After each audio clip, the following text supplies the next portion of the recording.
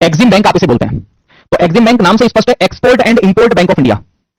Exim का देखो ई x का मतलब होता है एक्सपोर्ट, क्या बोलते हैं एक्सपोर्ट, तो export and import bank of India आप इसे बोल सकते हैं, ठीक है।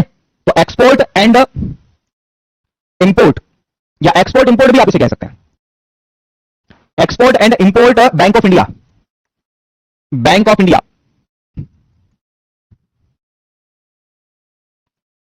Export and import bank of India, export and import bank of India आप इसे बोलते हैं, है ना। आयात एवं निर्यात बैंक, हिंदी में क्या बोलते हैं, भारतीय आयात निर्यात बैंक, क्या बोलेंगे, तो भारतीय आयात निर्यात बैंक आप इसे कहेंगे, है ना। सर क्लास क्यों अपलोड नहीं होती, भाई होती है, हर एक क्लास अपलोड होती है, आपको देखना नहीं आता, दो दो फोल्डर बन जाते हैं, ये जरूर हो सकता है क्लास जरूर अपलोड होती है, मैंने सुबह चेक करी है सारी। तो देखेंगे भारतीय आयात एवं निर्यात बैंक, इसको हम लोग किस नाम से लिखते हैं, तो भारतीय आयात निर्यात बैंक,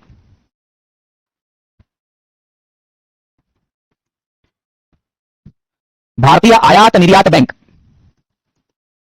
भारतीय आयात निर्यात बैंक आप इसे बोलते हैं, है ना, export and import bank of India, ठीक है। अच्छा इसके अलावा अगर सवाल पूछा जाए तो इसकी स्थापना कब की गई, तो 1982 में इसकी स्थापना की गई, ठीक है, 1982 में इसकी स्थापना की गई। तो लिखेंगे इसको एस्टैब्लिश कब किया गया,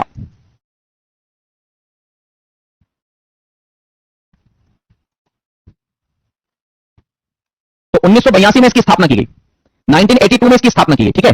दूसरी बात, इसका उद्देश्य क्या है, मतलब किस उद्देश्य के साथ में हमने इसकी स्थापना की थी, आओ जरा, किस उद्देश्य के साथ में हमने इसकी स्थापना की थी, तो इसका उद्देश्य क्या है भैया बताइए, तो अंतरराष्ट्रीय व्यापार को बढ़ावा देना, ठीक है, अंतरराष्ट्रीय व्यापार को बढ़ावा देना, अंतरराष्ट्रीय व्यापार, या ऐसा लिखे, हाँ वही लिखो, अंतरराष्ट्रीय व्यापार को बढ़ावा देना। अच्छा अगर कोई एक देश दूसरे देशों के साथ या अन्य देशों के साथ एक्सपोर्ट इंपोर्ट करता है तो कौन सी इकोनॉमी, तो याद रखना है वो ओपन इकोनॉमी, तो ये ओपन इकोनॉमी का समर्थन करता है कि नहीं करता, बिल्कुल करता है, ठीक है। तो अंतरराष्ट्रीय व्यापार को बढ़ावा देना, इंटरनेशनल ट्रेड को बढ़ावा देना, अंतरराष्ट्रीय व्यापार को बढ़ावा देना, है ना। दूसरी बात, दूसरा इसका उद्देश्य क्या है, तो दूसरा इसका उद्देश्य लिखना मेरे प्यारे दोस्त, खुली अर्थव्यवस्था को बढ़ावा देना, खुली अर्थव्यवस्था, ओपन इकोनॉमी आप इसे बोलते हैं, खुली अर्थव्यवस्था को बढ़ावा देना, ओपन इकोनॉमी को बढ़ावा देना। तीसरी, अच्छा ओपन इकोनॉमी और ग्लोबलाइजेशन इसका मतलब तो एक ही होता है ना, ठीक है, ग्लोबलाइजेशन का मतलब होता है वैश्वीकरण, विश्व का एकीकरण, इसको भी बढ़ावा देता है। तो हम ये भी लिख सकते हैं वैश्वीकरण या ग्लोबलाइजेशन या भूमंडलीकरण को बढ़ावा देना। तो वैश्वीकरण, वैश्वीकरण, वैश्वीकरण या ग्लोबलाइजेशन, इसको बढ़ावा देना, ठीक है। अच्छा इसके अलावा इसके भी प्रमुख कौन है, अगर सवाल ये पूछा जाए इसके प्रबंध निदेशक कौन है, तो श्री सुश्री हर्षा बंगारी, तो लिखेंगे प्रबंध निदेशक, मैनेजमेंट डायरेक्टर एमडी, प्रबंधक निदेशक, क्या लिखेंगे, हर्षा बंगारी,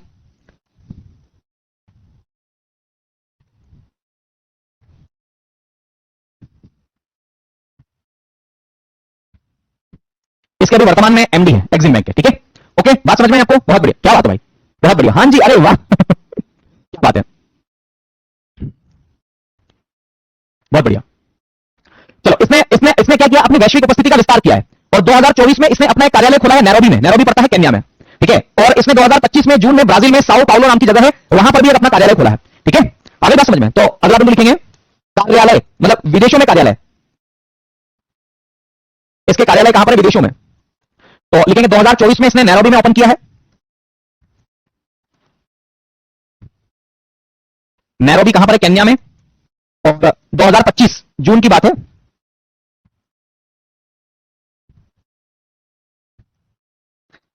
है ना। ये ब्राजील में एक जगह है जिसका नाम है साओ पाउलो, क्या बोलते हैं, तो याद रखना है साओ पाउलो,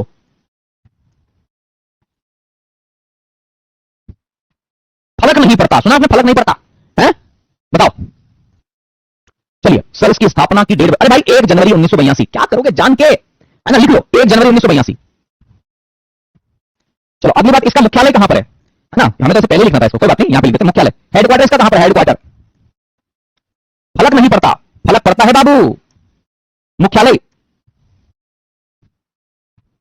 मुख्यालय, हेडक्वार्टर कहां पर है इसका हेडक्वार्टर, तो बता सकते हैं आप इसका हेडक्वार्टर कहां पर है, Mumbai,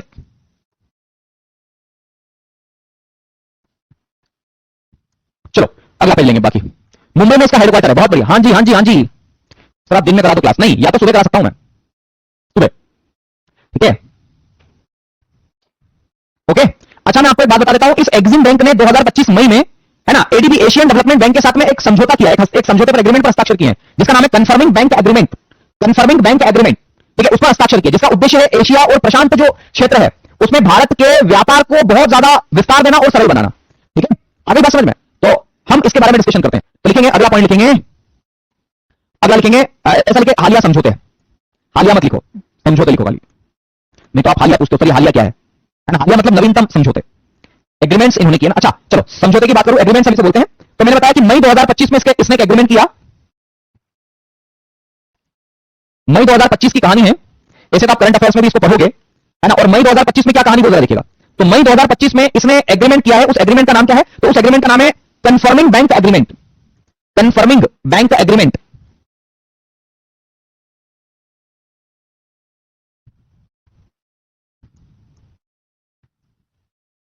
confirming bank agreement,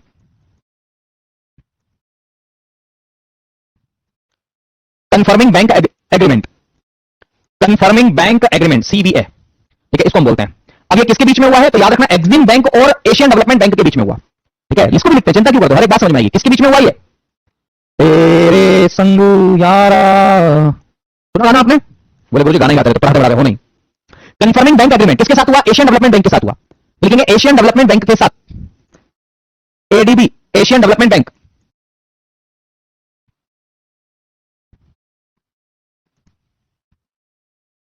Asian development bank के साथ, एशियन डेवलपमेंट बैंक एवं एक्सिम बैंक के साथ हुआ है, ठीक है? ये कंफर्मिंग बैंक एग्रीमेंट आप इसे कहते हैं, कंफर्मिंग बैंक एग्रीमेंट के नाम से आप इसे कहते हैं, ठीक है? क्या उद्देश्य है? तो एशिया और प्रशांत क्षेत्र में भारत के व्यापार को सरल करना और विस्तार देना, ठीक है? लिखेंगे क्या, लिखेंगे इसका उद्देश्य क्या है? लिख देते हैं उद्देश्य, लिखेंगे एशिया प्रशांत क्षेत्र में, एशिया प्रशांत क्षेत्र भारतीय व्यापार को विस्तार, भारतीय व्यापार, भारतीय व्यापार का विस्तार एवं सरल करना, ठीक है? यह समझौता कंफर्मिंग बैंक एग्रीमेंट के नाम से जाना जाता है। ओके, बात समझ में आई आपको? ये 2025 का मई में समझौता हुआ था, उसके बाद में, ठीक है? अब ऐसे ही एक समझौता अफ्रीका के साथ में हुआ ताकि विकास को बढ़ावा दिया जा सके, ठीक है? तो अफ्रीका के साथ में विकासात्मक सहयोग को बढ़ावा देने के लिए अगस्त 2025 की बात है, एक्सिम बैंक ने इकोवास bank for investment and development, है ना, एक संस्था, उसके साथ में $40 मिलियन का क्रेडिट लाइन समझौता किया है, ठीक है? तो अगर आप चाहें तो इसे लिखें और न चाहे तो न लिखें, ठीक है? पर हां यह जरूर है कि ये ऐसी चीजें आपकी परीक्षा में पूछी जा सकती है, ठीक है? तो लिखेंगे अगस्त 2025 में अफ्रीका के साथ विकासात्मक सहयोग के लिए एक एग्रीमेंट किया, इतना लिख लो, है ना? तो लिखेंगे अगस्त 2025,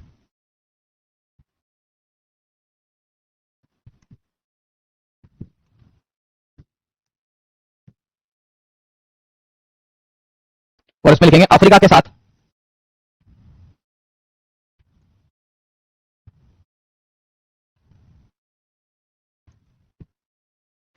साथ समझौता हुआ, इतना ही लिखो केवल, ठीक है? तो ये कुछ समझौते हैं जो महत्वपूर्ण मुझे लगे, हालांकि और भी समझौते पर सेंस नहीं। सर मर्डर मुबारक ऑफिशियल ट्रेलर पंकज त्रिपाठी, ये बताने की चीजें हैं। अरे दादा, हैं? तेरे संग भुगतान bank, payment bank,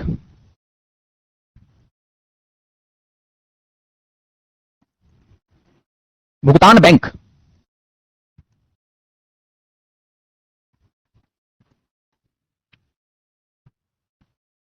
payment bank, payment bank, भुगतान बैंक, भुगतान बैंक या पेमेंट बैंक आप इसे बोलते हैं। क्या है पेमेंट बैंक के बारे में? अच्छा देखो, पेमेंट बैंक आजकल हर कोई यूज कर रहा है, ठीक है? ये बैंकों की एक नई श्रेणी है, ठीक है? बैंकों की एक नई श्रेणी, जैसे अलग अलग बैंक है, आईडीएफसी बैंक है ना, और central bank, SBI, bank of Baroda, है ना, ये सब बैंक है। वैसे ही एक बैंक है जिसका नाम है भुगतान बैंक, और इसका विचार आया था 2013 में। तो एक समिति है, उसने इसका सुझाव दिया था जिसका नाम है नचिकेत मोर समिति, ठीक है? तो लिखेंगे भुगतान बैंक का विचार कब आया? 2013 में आया, ठीक है? दूसरी बात, किस समिति की सिफारिश पर? नचिकेत मोर समिति, नचिकेत मोर समिति, है ना, ये सिफारिश, रिकमेंडेशंस,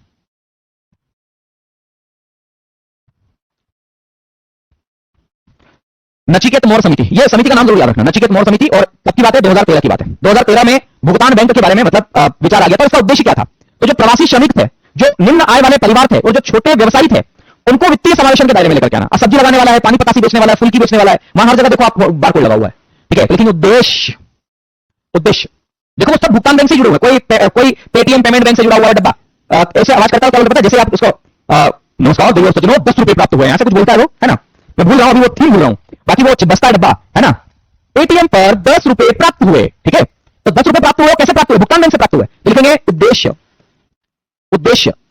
और जैसे ये विमुद्रीकरण हुआ ना, उसके बाद में डिजिटलाइजेशन को बढ़ावा दिया गया, और डिजिटलाइजेशन की इस क्रांति में मां कसम व्यक्ति ना आजकल जेब में कैश रखना भूल गया है कि उसको क्या करना है। कभी कभी तो जब मैं और राहुल पालीवाल सर दोनों जाते हैं, ठीक है, तो जेब में कैश नहीं होता है, बिल चले जाते हैं, 100 रुपए होता है, उसी में बिल चले जाते हैं, कभी कभी तो वो भी नहीं होता है, क्योंकि इतना भरोसा है, टिकट कंफर्म है, कोई दिक्कत नहीं है, मेट्रो में हो जाएगा स्कैन, कोई दिक्कत नहीं है, खाना पीना है तो वहां कर लेंगे, ठीक है, ऑनलाइन कर लेंगे, ऐसा क्या है, वो ऐसा भरोसा है। पर जिस दिन फंस गए ना, मां कसम पानी की बोतल भी नहीं मिलेगी हमें, ठीक है। हमारी दुकान पर आने के लिए शुक्रिया, ऐसा बोलता है क्या? हाँ, चलिए बहुत बढ़िया, समझ में आ रहा है आपको। देखो इसका उद्देश्य क्या है, पहला तो लिखेंगे प्रवासी श्रमिकों, प्रवासी श्रमिकों, जो देखो प्रवासी श्रमिक किसको बोलते हैं, जो रोजगार के लिए एक स्थान से दूसरे स्थान तक जाता है, मध्य प्रदेश, उत्तर प्रदेश, बिहार, यहाँ के लोग बेचारे कहां जाते हैं, गुजरात जाते हैं, ठीक है। तो लिखेंगे प्रवासी श्रमिकों,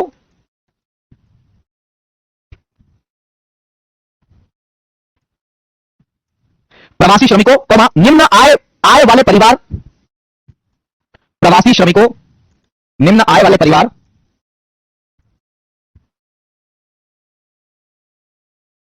निम्न आय वाले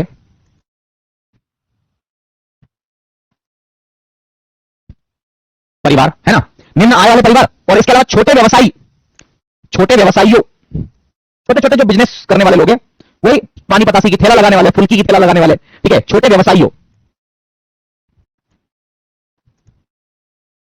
छोटे व्यवसायियों, छोटे व्यवसायियों को वित्तीय समावेशन के दायरे में लाना। तो अब देखो, मैं से वित्तीय समावेशन शब्द मत पूछना, फाइनेंशियल इंक्लूजन बोलते हैं, कई बार पढ़ाया, ठीक है।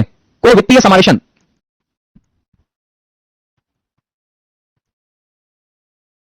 के दायरे में लाना,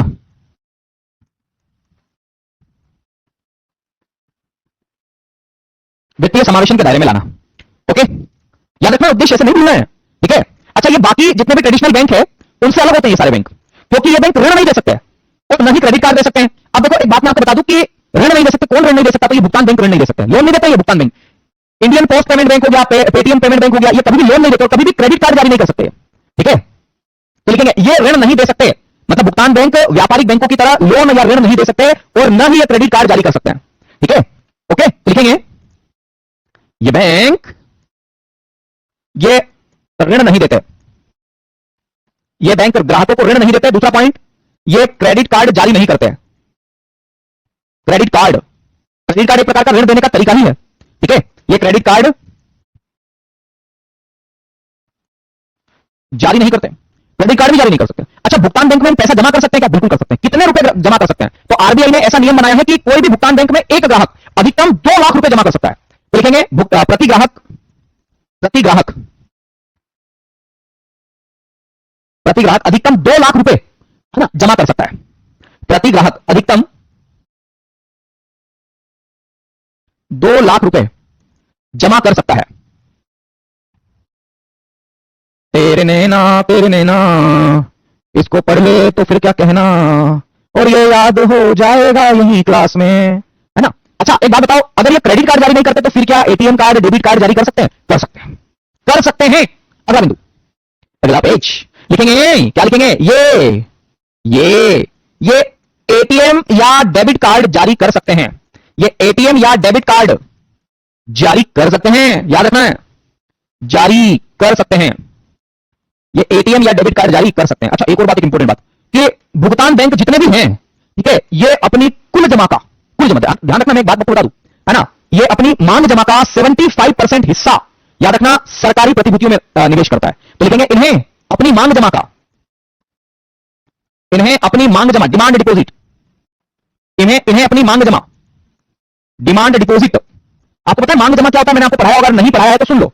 बैंक में 2 तरीके के जमा होते हैं। जैसे मेरे पास 2 लाख रुपए हैं, तो या तो बैंक में जमा करने का, तो बैंक वाला मुझे कहेगा, ठीक है, कि सर कैसे जमा करोगे, एफडी कर रहे हो या आरडी कर रहे हो या करंट अकाउंट में जमा कर रहे हो, सेविंग अकाउंट में जमा कर रहे हो, मतलब किस तरीके से जमा करो? मैं बोलूंगा मैं इस तरीके से जमा कर रहा हूं, मेरा पैसा कि जब मैं मांगू तब मेरा पैसा वापस दे देना मुझे। तो अगर मैं अपने पैसों की मांग कभी भी कर सकता हूं, मैं ग्राहक हूं, मैं कस्टमर हूं, अगर मैं अपने पैसों की मांग कभी भी कर सकता हूं, तो इस तरीके का बैंक में जमा मांग जमा कहलाता है मित्रों। अरे बात समझ। और अगर बैंक में मैंने इस तरीके से जमा किया कि भाई मैं आज जमा कर रहा हूं, 5 साल बाद लेना, उसके पहले आ नहीं जाऊंगा, ठीक है, तो याद रखना है दोस्त, उसे बोलते हैं समय जमा, है ना, टाइम डिपॉजिट, ठीक है। हालांकि याद रखना, ये मांग जमा का 75% हिस्सा, 75% भाग 75% भाग सरकारी प्रतिभूतियों में निवेश करना अनिवार्य। इन्हें मांग जमा का 75% भाग गवर्नमेंट सिक्योरिटी जी से सरकार जारी करती, पढ़ा चुका हूं। में निवेश करना आवश्यक है, निवेश करना अनिवार्य, आवश्यक नहीं अनिवार्य। निवेश करना, इन्वेस्टमेंट करना अनिवार्य है, अनिवार्य है। तेरे संग यारा 75%, हाँ जी हाँ 75%, ठीक है, ओके ओके ओके ओके। अच्छा, अगर कोई भी भुगतान बैंक खोलना चाहता है तो उसको न्यूनतम पूंजी कितनी चाहिए? 100 करोड़ रुपए की। तो लिखेंगे न्यूनतम पूंजी, है ना, भुगतान बैंक के लिए न्यूनतम पूंजी की आवश्यकता कितनी है? मिनिमम कैपिटल कितनी होना चाहिए? 100 करोड़, 100 करोड़, ठीक है। चलो बताओ, कोई दिक्कत? देखो, एक ईमानदारी की मैं बात करूं आप लोगों को कि ये सब चीजें बहुत जरूरी है परीक्षा के लिहाज से, है ना। अच्छा, Indian post payment bank, Indian post payment bank IPPB, Airtel payment bank, Airtel payment bank, payment bank, है ना। एक आपका वो पेटीएम पेमेंट बैंक चला था, उसका लाइसेंस कैंसिल हो गया था, हालांकि वापस आ गया वो। पेटीएम करो, Paytm payment bank, Paytm payment bank, ऐसे बहुत सारे पेमेंट बैंक है, ठीक है। तो ये सारे के सारे हैं। आपको आपको पता है वर्तमान में Airtel payment bank, post payment bank, Fino payment bank, ये भी याद रखना है, जियो पेमेंट बैंक ये भी है, लिखेंगे फिनो, फिनो पेमेंट बैंक, लिखेंगे जियो पेमेंट बैंक, जियो जियो जियो लाल मेरे जियो। देखो भाई, आपको हंसी मजाक करके पढ़ाने का केवल एक ही उद्देश्य है कि आपकी रोचकता बनी रहे क्लास में, आप बोरियत न रहें और हंसी मजाक में चीजों को समझते रहें। बाकी मां कसम, फिर मां कसम खा दो सर, है ना। मतलब मुझे न तो शेरो शायरी आती है, आप ऐसे सब्जेक्ट को अगर पढ़ रहे हैं तो थोड़ा मेरा विश्वास है कि आप लोग अच्छा, एक जानकारी, छोड़ो इन सब चीजों को, एक जानकारी मैं आपको देता हूं, आपको भी मजा आएगा। पेटीएम पेमेंट बैंक का लाइसेंस कैंसिल कर दिया था, याद रखना है, ठीक है। देखो, जो पेटीएम पेमेंट बैंक है उसके खिलाफ आरबीआई ने कार्यवाही की थी और आरबीआई के दिशा निर्देशों का वो पालन नहीं कर रहा था, इसलिए उसके लाइसेंस को कैंसिल कर दिया था। आगे बात समझो, बार बार उल्लंघन कर रहा था, तो आरबीआई ने लाइसेंस का रद्द कर दिया था 2026 में, है ना, याद रखना है। आरबीआई ने 24 अप्रैल 2026 को पेटीएम पेमेंट बैंक का लाइसेंस, बैंकिंग लाइसेंस रद्द कर दिया था। और हालांकि पहले ही कर दिया था, सॉरी मैं 2026 बोल गया हूं आपको, ठीक है। तो उसके पहले कर दिया था, हालांकि अब वापस से संचालित हो रहा है, कोई दिक्कत वाली बात नहीं। ये पेटीएम पेमेंट बैंक के बारे में हमने बताया। चलो अगला एक और पेमेंट बैंक है हमारे पास में, जिसका नाम है पेमेंट बैंक नहीं, अगला है small finance bank, small finance bank, small finance bank.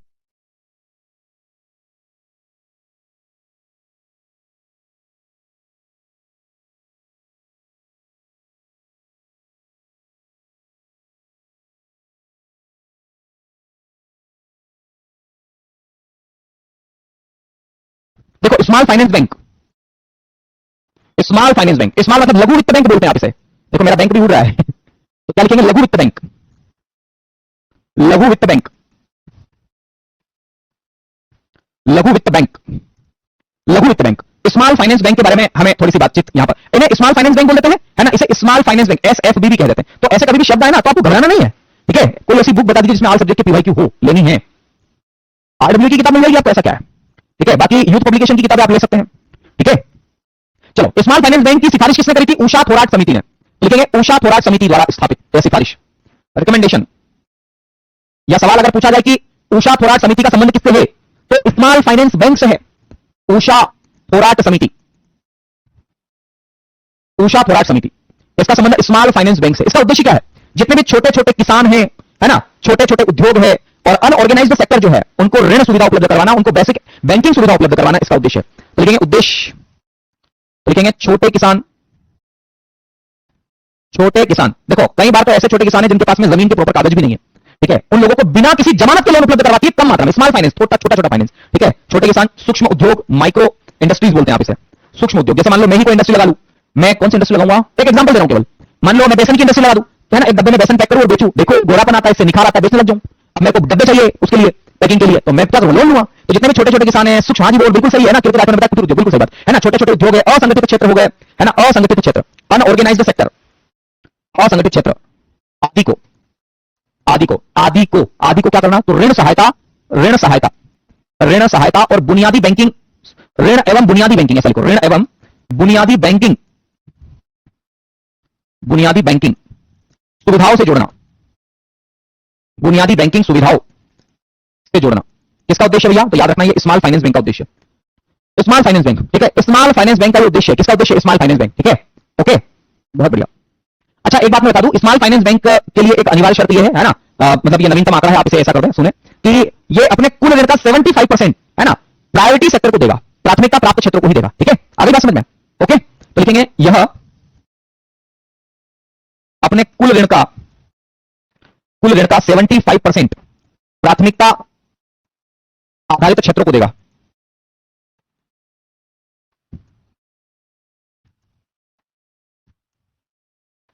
देना अनिवार्य है, कंपल्सरी नियम बना दिया, देना पड़ेगा। पड़ेगा अंडरलाइन, पड़ेगा क्या है, अंडरलाइन, अंडरलाइन, ठीक है। ओके ओके ओके ओके, बहुत बढ़िया, शानदार शानदार, बहुत बढ़िया, शानदार शानदार, क्या बात है।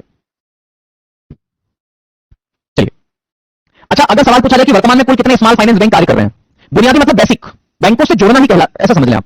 तो याद रखना 11 से 12 स्मॉल फाइनेंस बैंक है और जरूरी है ये, ठीक है। तो लिखेंगे वर्तमान में 11 से 12 है, या प्रमुख स्मॉल फाइनेंस बैंक, आपको इतना केवल, ठीक है, लिखेंगे उदाहरण एग्जांपल को। अच्छा AU, AU small finance bank, आपने नाम सुना एयू स्मॉल फाइनेंस बैंक का, बहुत बड़ा बैंक, जयपुर में है ये। तो AU small finance bank Jaipur में, राजस्थान में पड़ता है। तो संजय अग्रवाल इसके प्रमुख व्यक्ति है। एक लिखेंगे उज्जवल स्मॉल फाइनेंस बैंक, उज्जवल, उज्जवल स्मॉल फाइनेंस बैंक। और अगर सवाल पूछा जाए कि उज्जवल स्मॉल फाइनेंस बैंक कहां पर है, तो याद रखना है बेंगलुरु में है, बेंगलुरु। फिर एक है इक्विटास, इक्विटास है ना, यह चेन्नई में है, इक्विटास स्मॉल फाइनेंस बैंक, और ये कहां पर है, चेन्नई, चेन्नई में, चेन्नई में, चेन्नई में ये। वैसे आपका उत्कर्ष स्मॉल फाइनेंस बैंक वाराणसी, उत्कर्ष। अच्छा एक बात बता दूं, इनको बिना किसी कोलेटरल के ऋण उपलब्ध करवाता है, ठीक है, ये वाराणसी, वाराणसी, ठीक है, बस पर्याप्त है। सर नोटिफिकेशन नहीं आता, किस चीज का नहीं आता, मतलब इसका नहीं आता, हो सकता है सर कोई लोन बता दो जिसे भरना ना पड़े। देखो बेटा, अब आजकल चीजें बदल गई है ना, इस चक्कर में मत पड़ो, मेरा भरोसा रखो, और इतना करो कि अगर आपने लोन लिया है, ठीक है, तो उस लोन को चुकाओ। क्योंकि अगर देखो आजकल ना, अब शादियां भी जो होगी ना, वो आपका क्रेडिट स्कोर चेक करके होगी, ठीक है। एक उसी से संबंधित बात और बता देता हूं, देखो आओ। अच्छा आपने सिविल स्कोर के बारे में सुना, सिविल स्कोर, CIBIL, कई बार कई लोग तो ये इसको सिविल स्कोर बोल देते हैं, अरे भाई ये सिविल स्कोर है, सिविल स्कोर, ठीक है।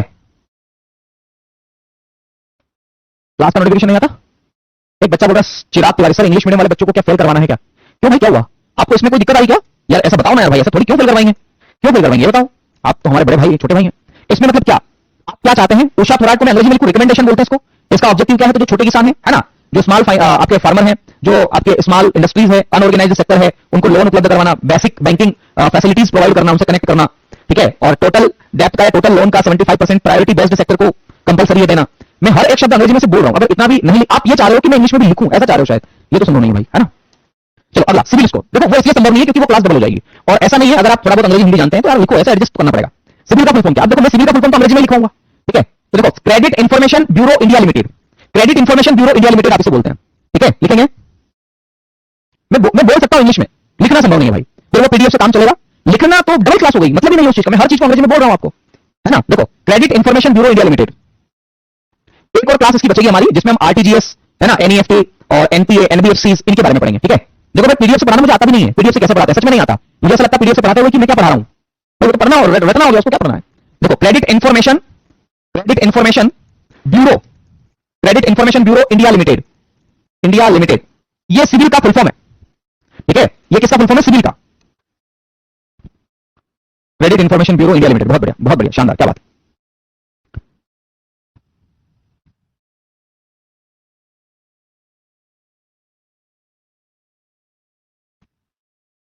चलिए अब याद रखना ये क्या करता है, देखो नाम से स्पष्ट है, credit information bureau India limited, ये क्या करता है, राइटिंग समझ में नहीं आई आपको, ये क्या करता है, तो ये हमारी क्रेडिट रिपोर्ट को जांचता है, ये हमारी फाइनेंशियल औकात को जानता है, ये किसके बीच में होता है, तो याद रखना ये 300 से 900 के बीच में होता है, तो 300 से 900 के बीच होता है, तो बिटवीन 300 टू 900, ठीक है, ये 300 से 900 के बीच में होता है सिविल स्कोर, याद रखना 300 से 900 के बीच में होता है ये, ओके। अब आपको ये याद रखना है सिविल स्कोर क्या करता है, तो ये किसी व्यक्ति की क्रेडिट रिपोर्ट बताता है, क्रेडिट रिपोर्ट को बताता है, उस व्यक्ति की क्रेडिट को, उस व्यक्ति की साख को बताता है ना। और अगर मैं आपको बताऊं, यहां पर थोड़ा सा एक बार देखने की कोशिश करना, देखिएगा जरा,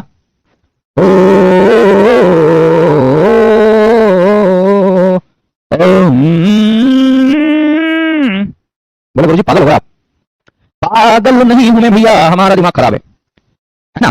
चलो देखो आपको एक चीज बताता हूं, किसी को मत बताना, मैं बता देना बोले, पर यहां देख लो अभी फिलहाल, ये हमारी Congress report, credit report, credit credit credit credit, कहां से ऊपर गिरना है, ये रही, यहां पर देखो ये सिविल स्कोर है हमारा, 300 से लगा करके 900 के बीच में होता है, ये 300 से लगा करके 900 के बीच में, जिनका सिविल स्कोर 300 से 550 के बीच में, इसका मतलब है वो पुअर है, पुअर कमजोर, बहुत ज्यादा कमजोर, ठीक है, और इतना कमजोर कि उन्हें लोन नहीं मिल सकता, है ना, इतना ज्यादा कमजोर कि उन्हें क्या नहीं मिल सकता, लोन नहीं मिल सकता, लोन नहीं मिल सकता उनको, ठीक है।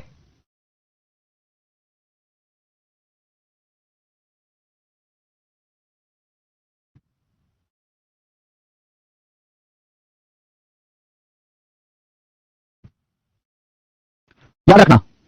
तो 300 से 550 के बीच में है तो उन्हें लोन नहीं मिल सकता। एवरेज कितना है? तो 550 से 650, ये एवरेज। 550 से 650 जितना सिविल स्कोर आ रहा है ये एवरेज का है। और गुड किसमें? 650 से 750, है ना। और एक्सीलेंट 750 से 900। अगर किसी का यहां पर है तो लोन लेने में कोई दिक्कत नहीं आएगी, और यहां है तो कंपनियां या बैंक आपको घर आके लोन देगी कि हमसे लोन।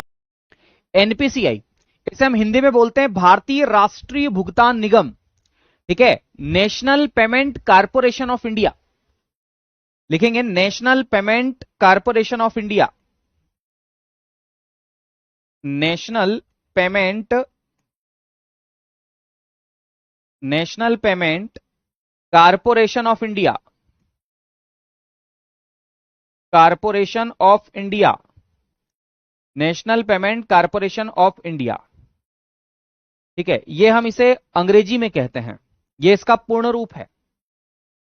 अगर सवाल ये पूछा जाए कि इसका हिंदी में क्या मतलब, हिंदी में इसका पूरा नाम क्या है, तो भारतीय राष्ट्रीय भुगतान निगम, ठीक है। भारतीय राष्ट्रीय भुगतान निगम,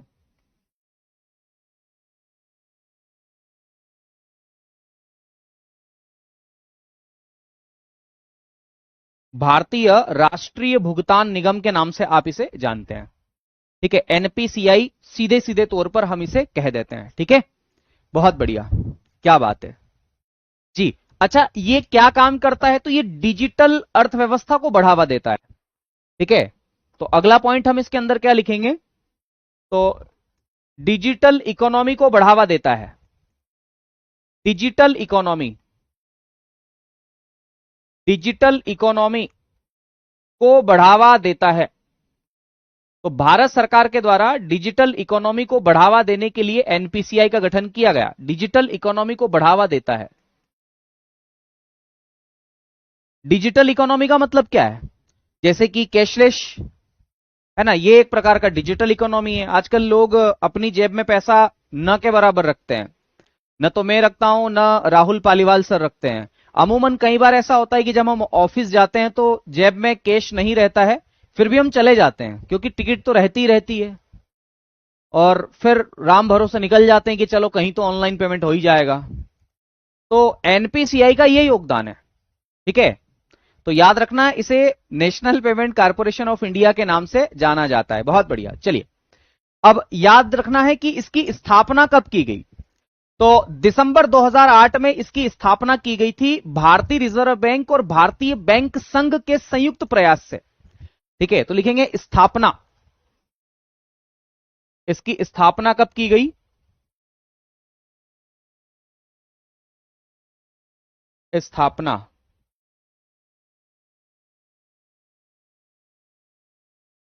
इसको कब स्टैब्लिश किया गया? तो दिसंबर 2008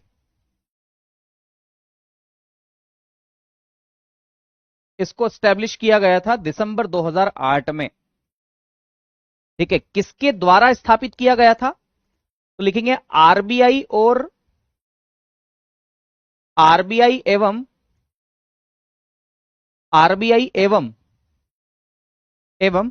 आईबीए, ठीक है। इसे हम बोलते हैं भारतीय बैंक संघ, आईबीए,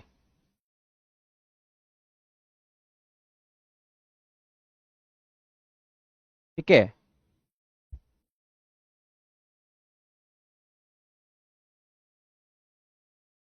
भारतीय बैंक संघ, इंडियन बैंक एसोसिएशन, ठीक है। तो आरबीआई एवं आईबीए के संयुक्त प्रयास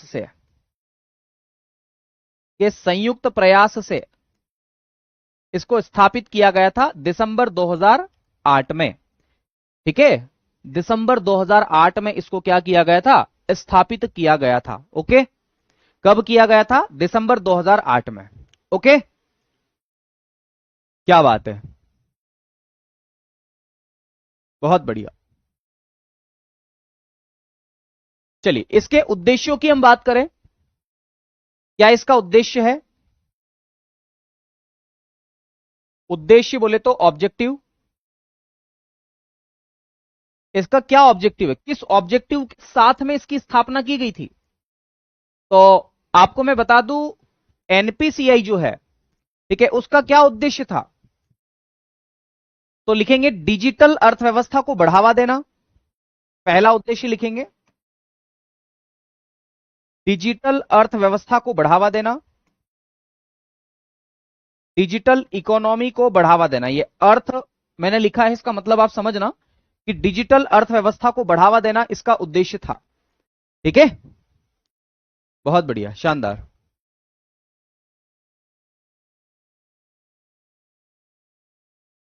क्या बात है।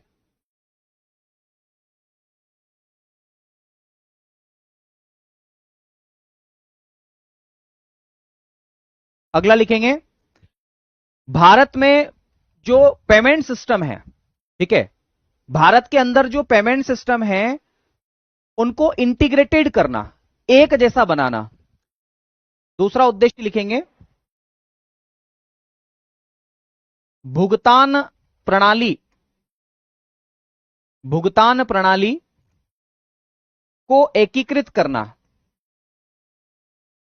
एकीकृत करना, इंटीग्रेटेड करना। तो पेमेंट सिस्टम को इंटीग्रेटेड करना, कोलैब करना, विदेशों के साथ में मर्जर करना, ताकि आसानी से डिजिटल लेनदेन को बढ़ावा दिया जा सके, है ना? क्या किया जा सके? डिजिटल लेनदेन को बढ़ावा दिया जा सके। बहुत बढ़िया, शानदार, क्या बात है, बहुत बढ़िया। ठीक है, तो ये दूसरा उद्देश्य इसका लिखेंगे। तीसरा उद्देश्य लिखेंगे, तीसरा उद्देश्य लिखेंगे, आर्थिक समृद्धि को बढ़ावा देना, इकोनॉमिक ग्रोथ को बढ़ावा देना, आर्थिक समृद्धि को बढ़ावा देना, इकोनॉमिक ग्रोथ को बढ़ावा देना। यह भी आपको याद रखना है, ठीक है, इकोनॉमिक ग्रोथ को बढ़ावा देना। बहुत बढ़िया, शानदार। चलिए, यहां तक कोई दिक्कत? सर आज हेल्थ ठीक नहीं लग रही है आपकी। नहीं तो बिल्कुल ठीक है, आज स्टूडियो दूसरा है भाई, आज सर का स्टूडियो है थोड़ा सा। ठीक है, चलिए,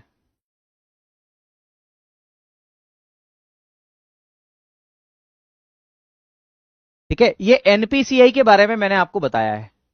अब एनपीसीआई के अलावा हम अगले बिंदु की बात करते हैं। एक और पॉइंट है जिसका नाम है यूपीआई, यूनिफाइड पेमेंट इंटरफेस आप इसे बोलते हैं।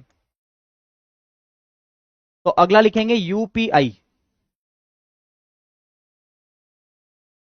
Unified payment interface.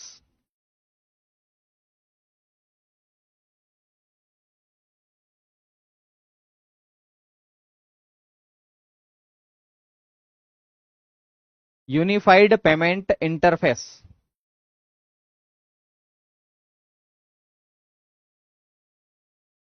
Unified payment interface के नाम से आप इसे जानते हैं, यूनिफाइड पेमेंट इंटरफेस, यूपीआई। ठीक है, बहुत बढ़िया। अच्छा, इसको लॉन्च कब किया गया? लिखेंगे इसको लॉन्च कब किया गया? तो इसको लॉन्च किया गया था 2016 में। ठीक है, 11 अप्रैल 2016 को इसको लॉन्च किया गया था। 11 अप्रैल 2016, 2016 को इसको क्या किया गया? लॉन्च किया गया भैया। तो यूपीआई 11 अप्रैल 2016 याद रखना है। ठीक है, बहुत बढ़िया। अच्छा, ये क्या करता है? तो ये रियल टाइम में पैसा ट्रांसफर करता है ना? तो इसे हम कह सकते हैं ये रियल टाइम पेमेंट सिस्टम अपनाता है या उसको स्वीकार करता है। तो लिखेंगे real time, real time payment system,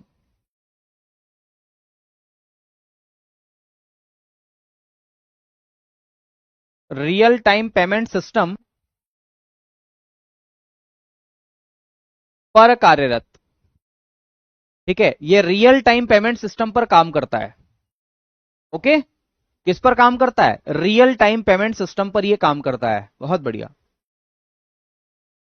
चलिए, और सबसे आसान भी है, और आसान होने के साथ साथ ये हर व्यक्ति जो है इसका उपयोग आसानी से कर सकता है। और आजकल गांव में आप देखते ही हैं, चाहे जवान हो, बच्चा हो, बूढ़ा हो, छोटे छोटे बच्चे भी अब अपने मम्मी पापा का मोबाइल लेकर के जो है दूध की थैली ले जाते हैं।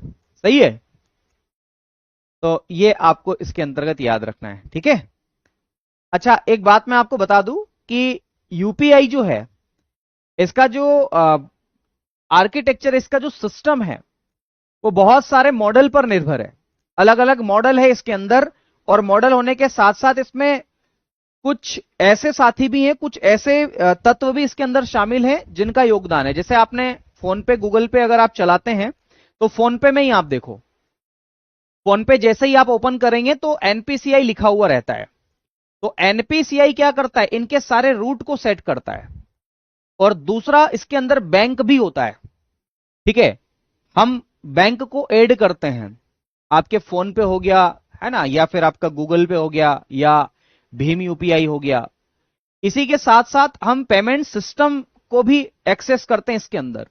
तो पेमेंट सिस्टम जो है वो इसको क्या करता है, एक दूसरे से यूपीआई, एक दूसरे यूपीआई को क्या करता है, कनेक्टिविटी प्रदान करता है। तो ये सारी इसकी जो है वो विशेषता है, याद रखना है। चलिए, बहुत बढ़िया, शानदार, ठीक है, बढ़े आगे।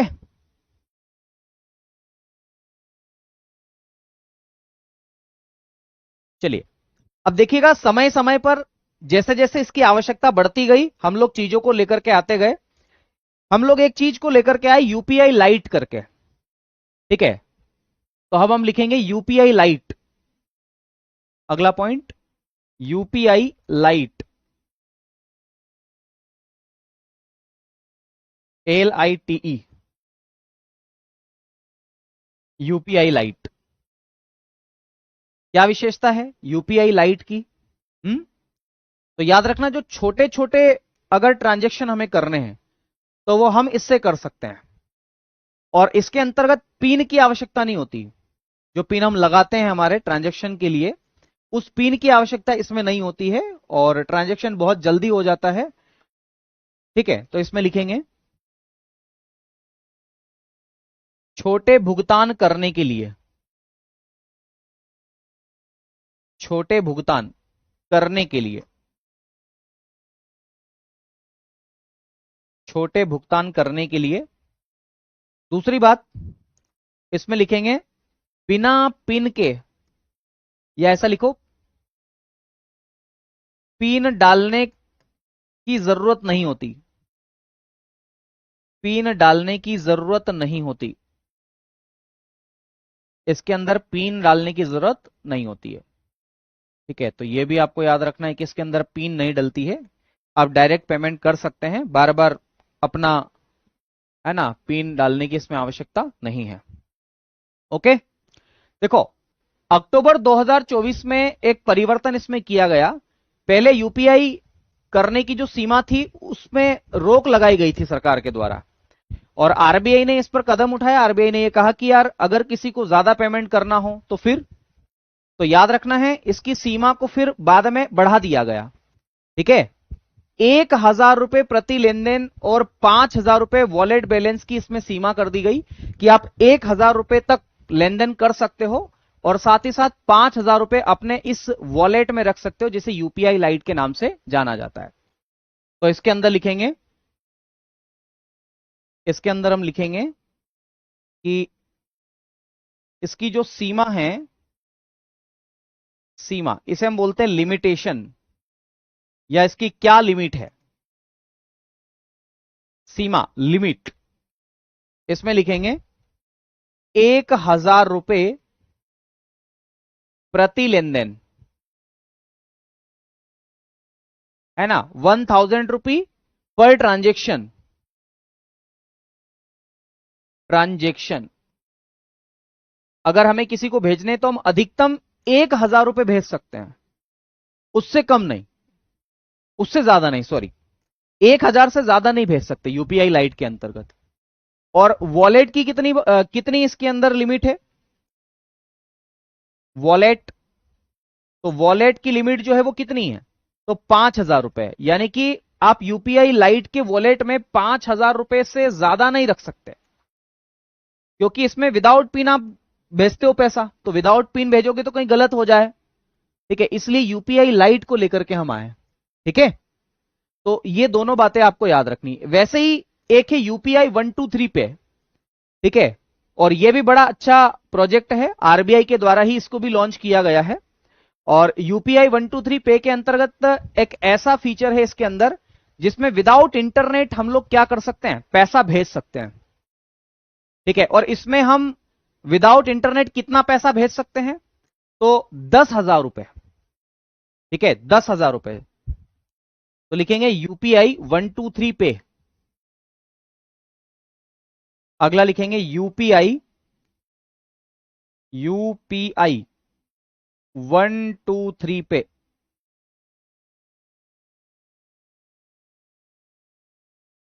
यूपीआई 123 पे इसमें लिखेंगे बिना इंटरनेट के,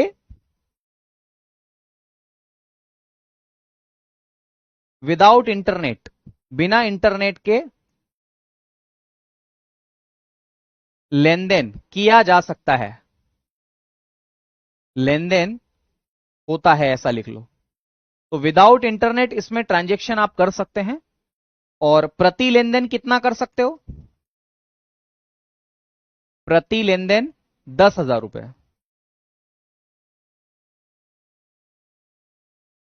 10,000 रुपए आप प्रति लेन देन इसके अंदर कर सकते हो। तो ये यूपीआई से संबंधित 3 बातें हैं, और तीनों को आपको याद रखना है, ठीक है, तीनों को आपको याद रखना है, ठीक है। चलिए बहुत बढ़िया, बढ़े आगे।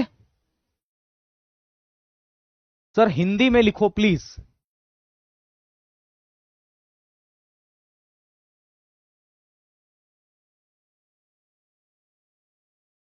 हिंदी में लिखा हो, मैंने हिंदी में ही तो लिखा है भाई, विदाउट इंटरनेट हम ट्रांजैक्शन इसमें कर सकते हैं।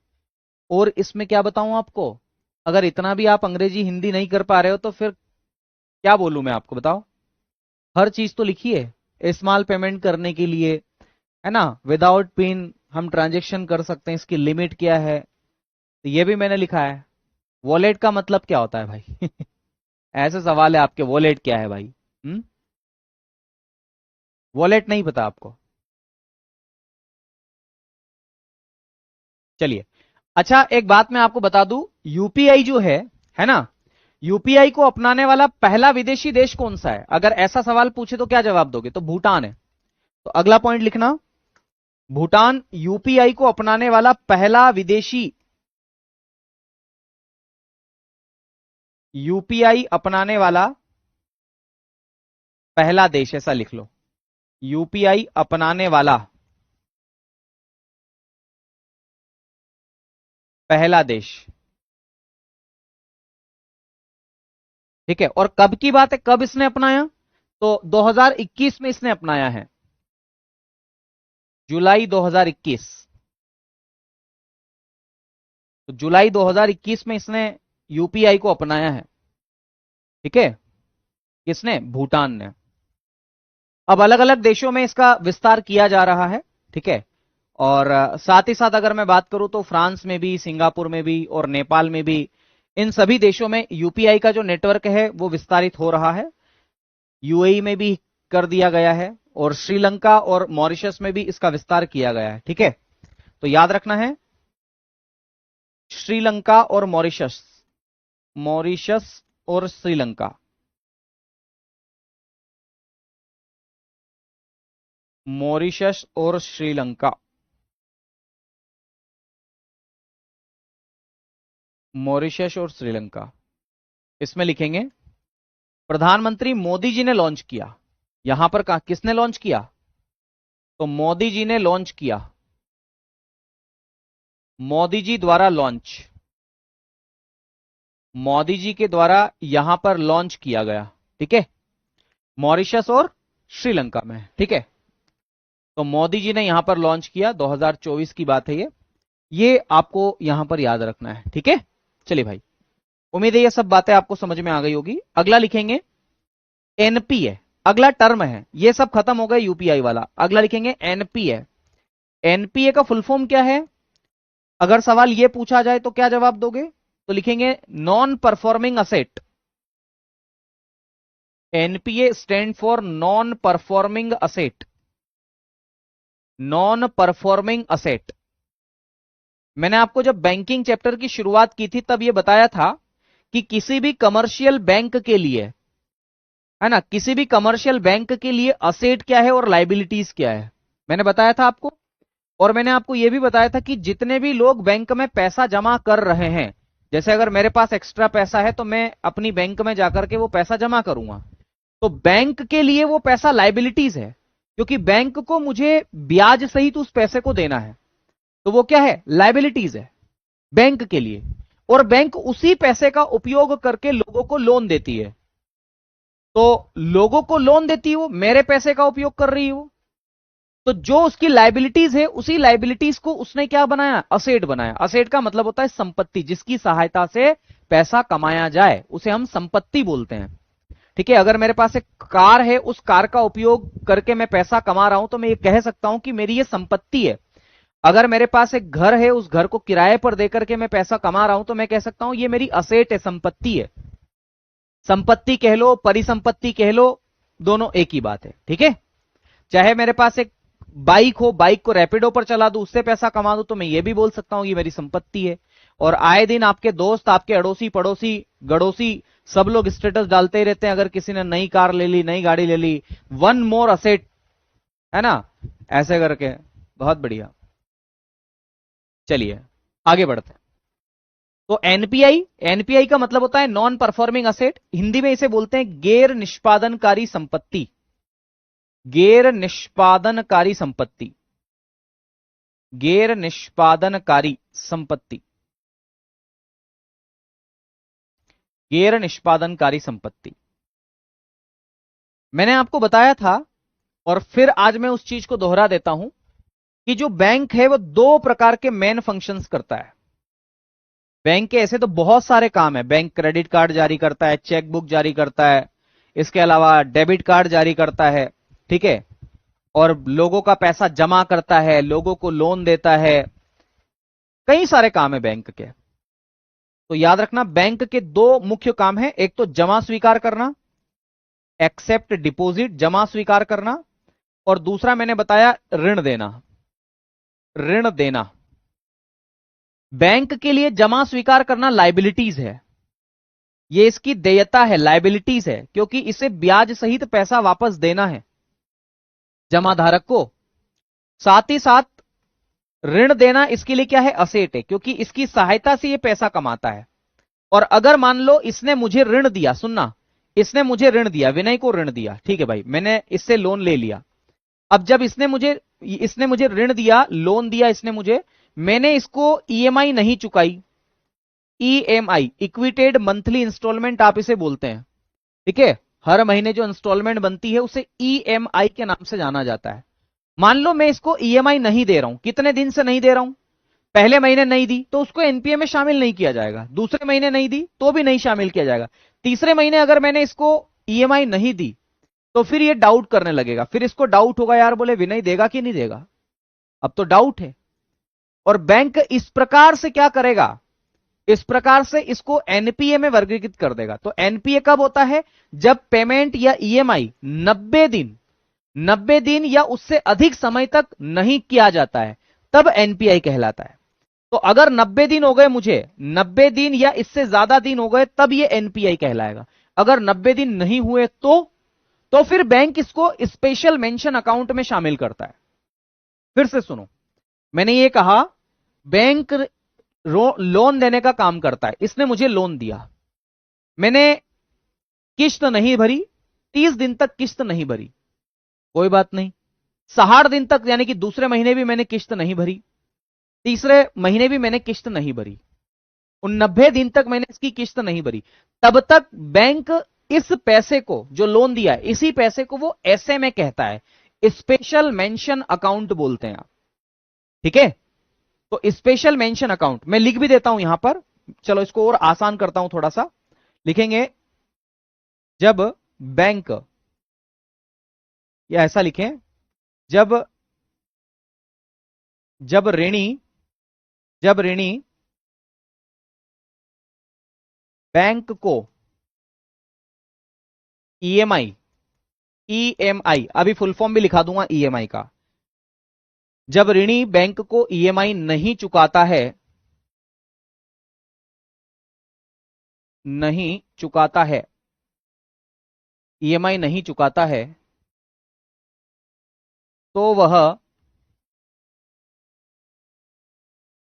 ऐसे में कहलाता है,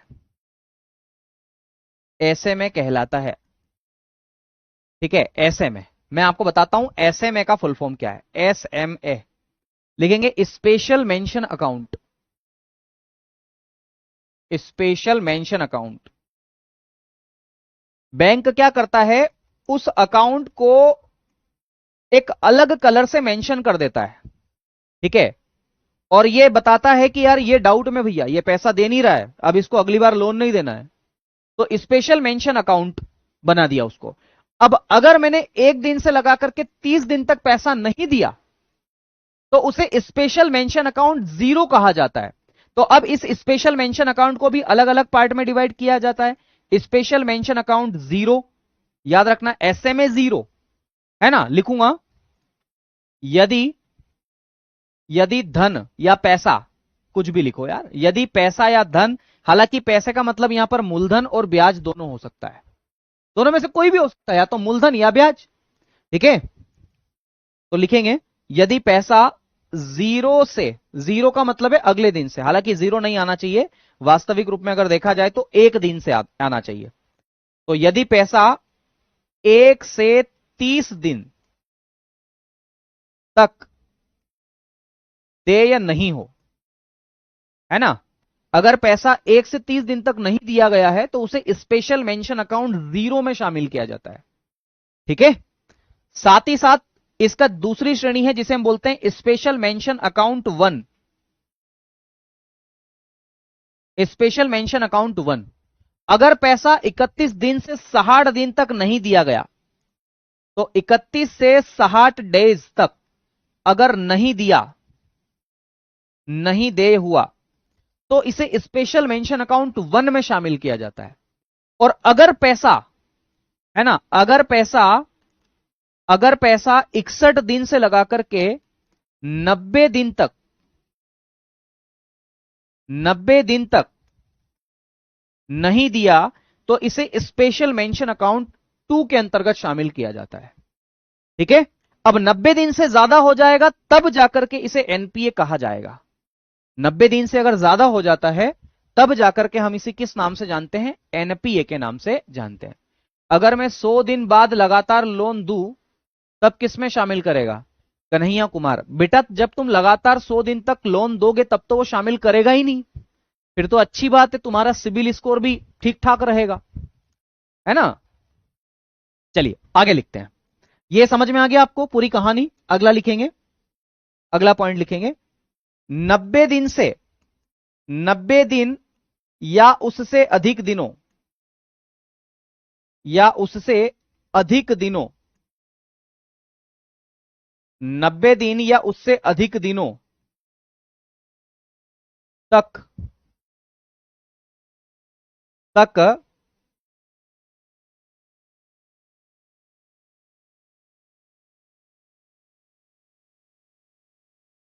पैसा नहीं देने पर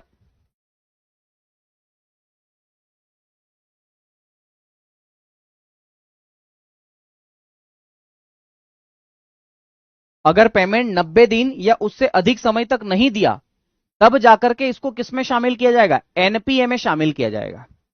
किसमें शामिल किया जाएगा, एनपीए में आप इसको शामिल करेंगे। ठीक है, तो लिखेंगे नहीं देने पर, यह क्या कहलाता है, एनपीए कहलाता है, एनपीए, तब यह एनपीए कहलाता है। ठीक है, और एनपीए का फुल फॉर्म क्या है, नॉन परफॉर्मिंग असेट। क्या बोलते हैं इसे, non performing asset. Bhaskar Tiwari, sir Bhim payment या बैंक का फुल फॉर्म बता दीजिए सर। बेटा तुम लगातार एक ही कमेंट कर रहे हो पूरी क्लास में, है ना, लगातार वही कमेंट आ रहा तुम्हारा, भीम भीम भीम। अरे भाई उसका भी फुल फॉर्म बता देंगे, चीज हायरार्की है बताने की, इसको छोड़कर उसको बता दूं पहले, ऐसा बताओ। है ना, गधों की तरह पूछने लगते हो। बताओ, इतनी मेहनत कर ली होती ना तो लोड नहीं रहता। चलो अगला देखो। अब एनपीए का विभाजन कितने पार्ट में किया गया है? तो एनपीए की श्रेणियां, तो एनपीए को 3 श्रेणियों में बांट करके देखा गया है। ठीक है, लिखेंगे। पहला है डाउटफुल। डाउटफुल क्या बोलते हैं? Doubtful asset. ठीक है, एक होती है डाउटफुल असेट, डाउटफुल। दूसरी होती है सब स्टैंडर्ड, सब स्टैंडर्ड असेट। हालांकि मैं आपको बता दूं, सब स्टैंडर्ड असेट जो होती है वो सबसे स्टार्टिंग की स्टेज होती है, और दूसरे नंबर पर आती है आपकी डाउटफुल। तो लिखेंगे सब स्टैंडर्ड असेट, दूसरे नंबर पर है डाउटफुल असेट, और तीसरे नंबर पर है लॉस असेट। लॉस असेट, देखो ये होता क्या है, खाली इतना समझ लो। अगर पैसा 1 साल तक नहीं आया तो सब स्टैंडर्ड असेट में बैंक उसको रखती है। अगर पैसा 12 महीने से ज्यादा समय, यानी कि 1 साल से ज्यादा समय तक नहीं आया, तो बैंक को डाउट होता है कि यार अब पैसा शायद ही आए, तो उसे डाउटफुल असेट्स में रखा जाता है। और अगर पैसा 3 साल यानी कि 36 महीने तक नहीं आया, या उससे ज्यादा समय तक नहीं आया पैसा, तो उसे बैंक ऐसा मान लेती कि अब नहीं आएगा, ये लॉस असेट है। तो उस पैसे को, उस असेट को बैंक लॉस असेट में शामिल कर लेती है। और बैंक के पास में एक और बड़ी चुनौती यह रहती है कि बैंक जो होती है वो अपने पास प्रोविजनिंग का पैसा रखती है, क्योंकि बैंक की अपनी बैलेंस शीट होती है ना, ये बैलेंस शीट है, और इस बैलेंस शीट में इनपुट और आउटपुट 2 यूनिट होती है। इसे आमतौर पर क्रेडिट और डेबिट के नाम से जाना जाता है, बैंक भी इसी नाम से जानती है कि जितना पैसा उसके पास में आया वो क्रेडिट, जितना पैसा गया वो डेबिट। तो क्रेडिट और डेबिट बैलेंस शीट जो होती है वो बिल्कुल क्या बोल सकते हैं कि एडजस्टमेंट होनी चाहिए, एडजस्ट होनी चाहिए, बिल्कुल एक जैसी होनी चाहिए। भाई बैंक में अगर मैंने 200 रुपए दिए हैं, किसी व्यक्ति ने जमा किए, तो 200 रुपए का बैंक क्या कर रही है? लोन दे रही है। तो 200 बराबर 200 बराबर हो गया। ठीक है, तो बैलेंस शीट एक जैसी होनी चाहिए, बैलेंस शीट एक जैसी नहीं होती। और उस क्यों नहीं होती? क्योंकि लोग क्या करते हैं? लोन नहीं देते हैं, लोग अपनी ईएमआई नहीं चुकाते हैं, ब्याज नहीं चुकाते हैं, मूलधन नहीं चुकाते हैं। इस वजह से बैलेंस शीट क्या होती है? बिगड़ जाती है। तो बैलेंस शीट बिगड़ जाती है, और बिगड़ जाने से क्या होता है? बिगड़ जाने से आरबीआई होती है नाराज। आरबीआई बोलती है यार ये ठीक नहीं है। आरबीआई उसके प्रति अपना व्यवहार थोड़ा सा रुख कर लेती है ना, अपना व्यवहार बदल लेती है, थोड़ा सा टाइड कर देती है उसको। और अगर लोग भी देखेंगे कि यार इसकी बैलेंस शीट बिगड़ी हुई है, तो लोगों का ट्रस्ट भी उसके ऊपर क्या होगा? कम होगा। तो इसलिए बैंक अपनी बैलेंस शीट को सुधारने के लिए क्या करती है? अपने ही लाभ में से, जिसे प्रोविजनिंग के नाम से जाना जाता है, बैंक का जो लाभ होता है उसे प्रोविजनिंग बोलते हैं। दरअसल एक सेक्शन है आरबीआई एक्ट 1934 का, उस सेक्शन में ऐसा कहा गया है कि बैंक को अपने एनडीटीएल का या अपने शुद्ध जमा का, कोई भी कमर्शियल बैंक है उसके पास जो नेट डिपॉजिट है उसका कुछ परसेंट हिस्सा अपने पास प्रोविजनिंग के अंतर्गत रखना होगा। जैसे सीआरआर और एसएलआर होता है, बिल्कुल वैसे ही। ठीक है, तो प्रोविजनिंग के अंतर्गत रखना होगा बोले। और वो प्रोविजनिंग के अंतर्गत रखना क्यों पड़ेगा? बैंक ने पूछा हम क्यों रखेंगे? तो बोले गधो तुम इसलिए रखोगे ताकि तुम्हारी बैलेंस शीट अगर बिगड़ जाए तो तुम इससे सुधार लो। ठीक है बेटा, आपके कई सारे सवाल है, जैसे सर अगर लोन ना दे तो? बेटा मत दो, ठीक है मत दो। किंगफिशर के मालिक ने भी नहीं दिया, तुम भी मत देना इतना लोन लो के।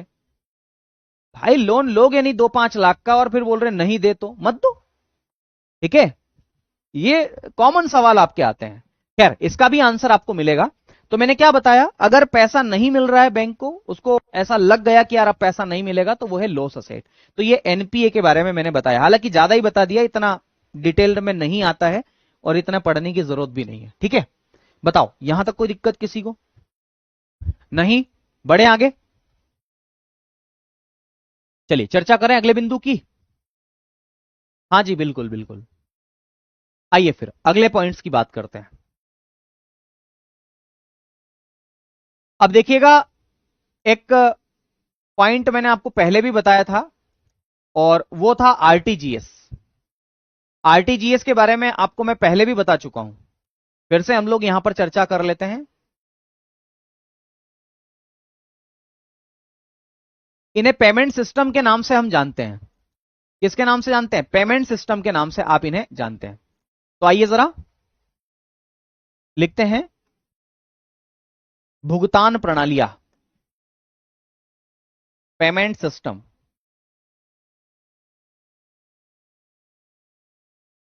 भुगतान प्रणालियां, इसे हम पेमेंट सिस्टम के नाम से जानते हैं।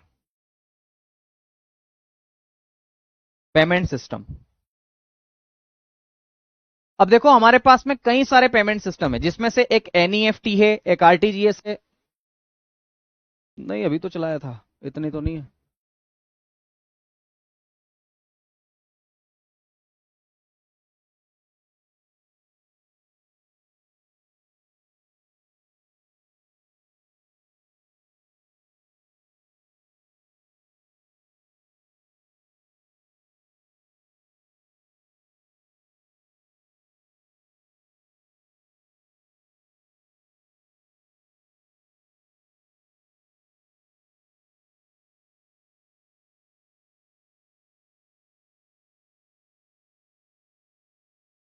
देखो भुगतान प्रणालियां हमारे पास में कई सारी, जैसी जिसमें एक है एनईएफटी। एनईएफटी, एनईएफटी, इसमें लिखेंगे national electronic fund transfer. National electronic fund transfer.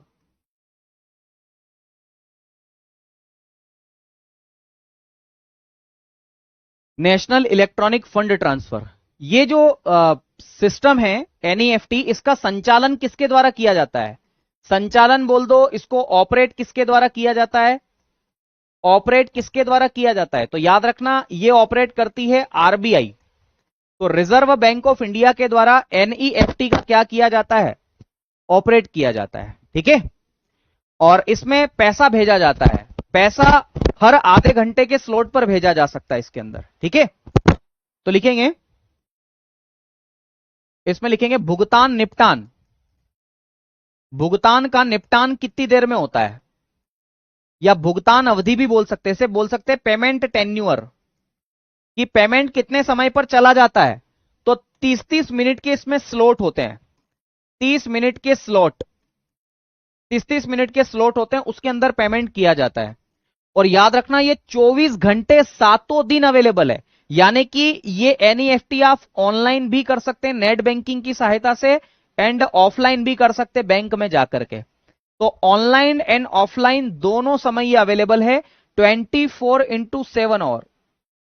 ठीक है, तो 24 गुणित 7 दिन याद रखना है।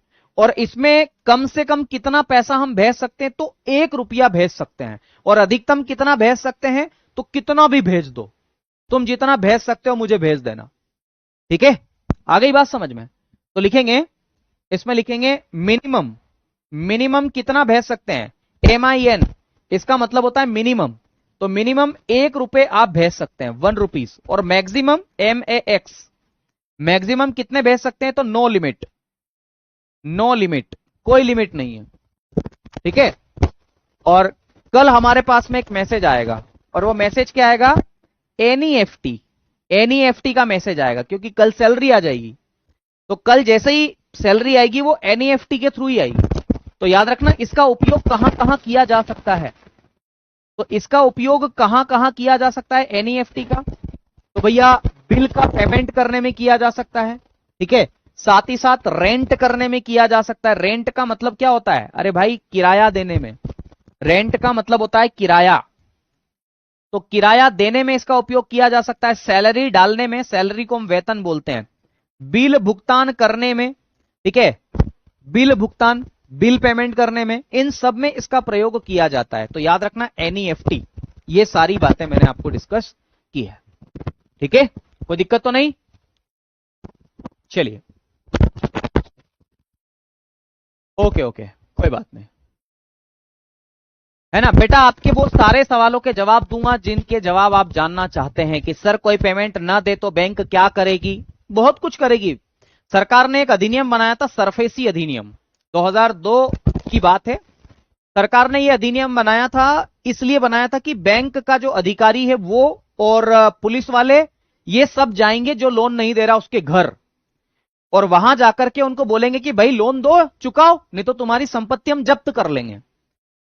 तो सरकार ने बना तो दिया, गए वे से कई सारे लोग गए, और जब बहुत सारे लोग गए तो फिर वापस नहीं आ पाए।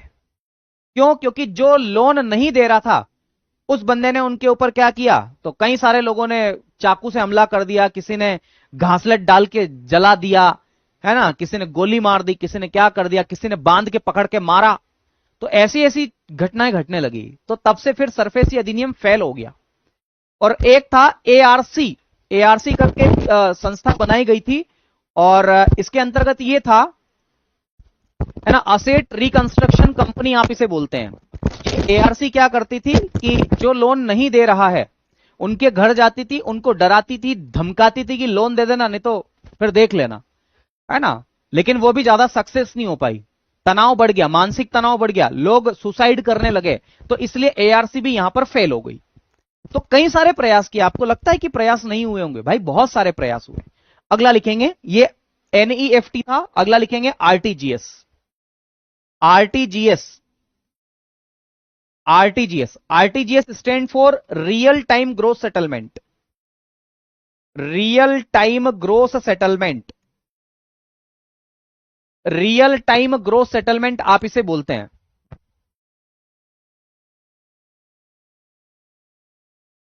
रियल टाइम ग्रोस सेटलमेंट आप इसे बोलते हैं। और ये भी 24 घंटे सातों दिन अवेलेबल है, ठीक है। तो याद रखना, ये भी 24 घंटे सातों दिन अवेलेबल है, 24/7, ठीक है। Online and offline, online and offline दोनों टाइम पर अवेलेबल है। और इसमें जो है पेमेंट टेन्योर कितना होता है भाई, कितने समय अवधि में पेमेंट चला जाता है? तो भाई साहब इतना जल्दी पेमेंट जाता है कि पूछो मत, रियल टाइम में पेमेंट इसमें जाता है, ठीक है। तो लिखेंगे रियल टाइम में, रियल टाइम, जिस समय डाला उसी समय पहुंच गया। तो आरटीजीएस करना, अगर आपका कोई दोस्त बहुत ज्यादा परेशानी है, वॉइस का इश्यू है भाई, वॉइस का इश्यू कैसे हो सकता है? Hello hello hello hello hello, नहीं भाई वॉइस ठीक है, बिल्कुल भी कोई दिक्कत नहीं है, ठीक है, वॉइस बिल्कुल सही है भाई।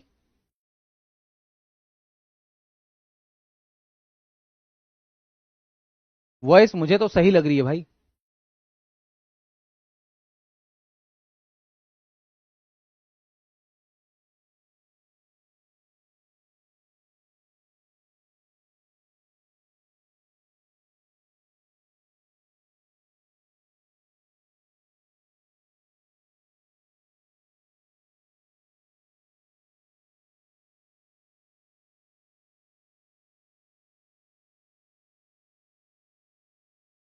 सही है ना?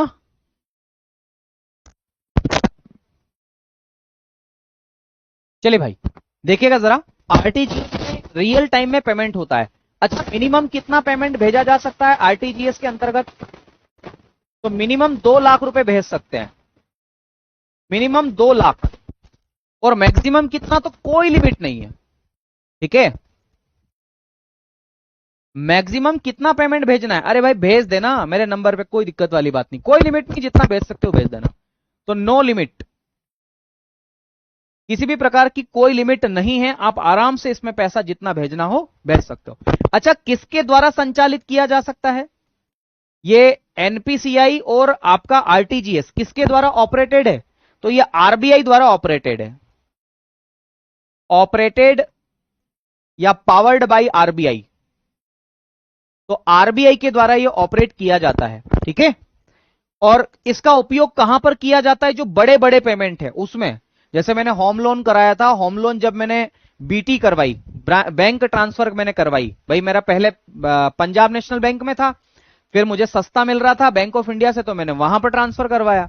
और जब सस्ता मिल रहा था मुझे करवाया ट्रांसफर, तो लोन ट्रांसफर जो हुआ था, तो मुझे बैंक वाले ने कहा कि हम आरटीजीएस कर देंगे।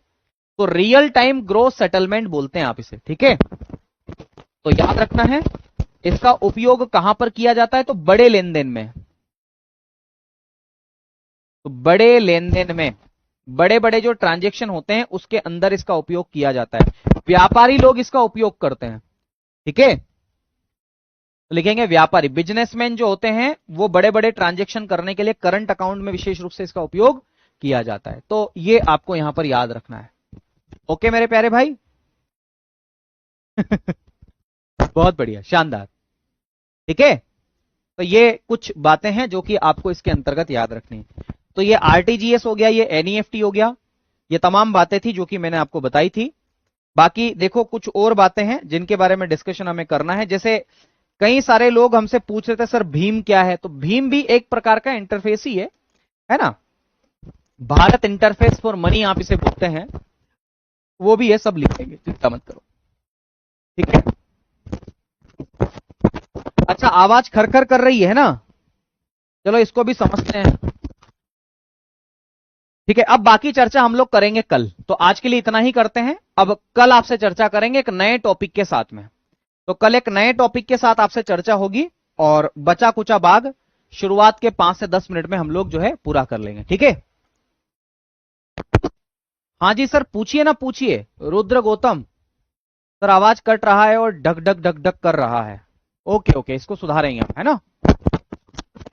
ओके ओके, ठीक है ठीक है, चलिए नमस्कार, शुक्रिया, धन्यवाद।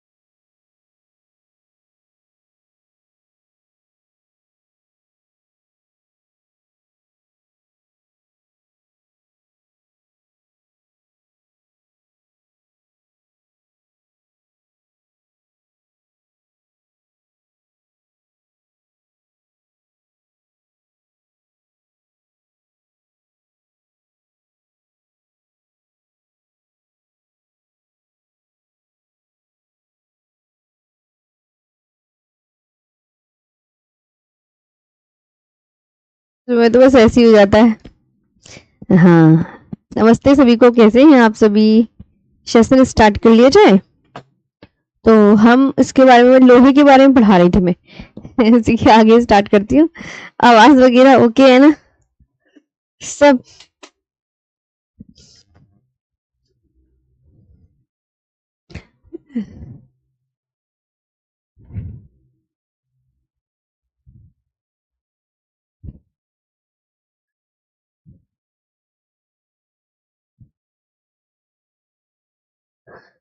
आवाज आ रही है ना?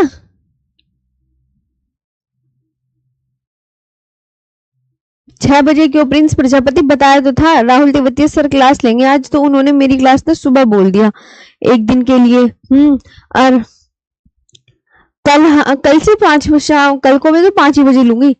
हाँ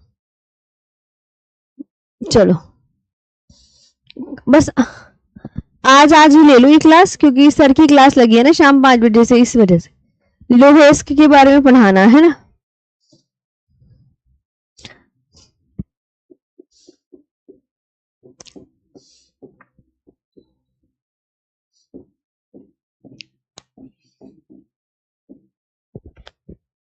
आयरन ओर,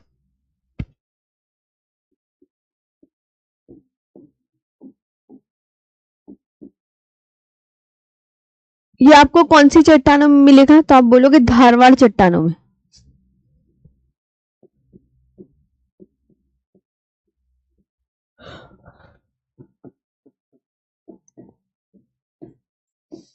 ये किसमें मिलेगा? धारवाड़ चट्टानों में, इन धारवाड़ रॉक सिस्टम।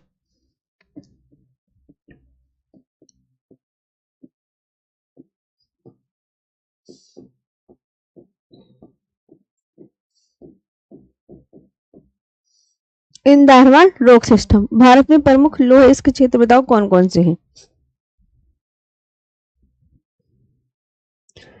ये पूछा जाता है।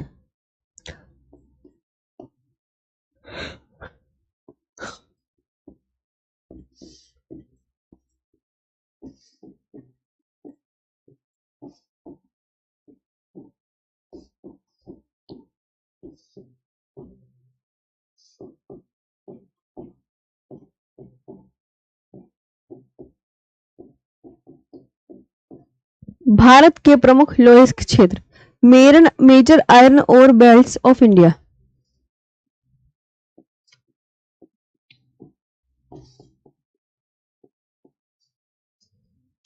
ओल्ड बेल्ट्स और बेल्ट्स इन इंडिया।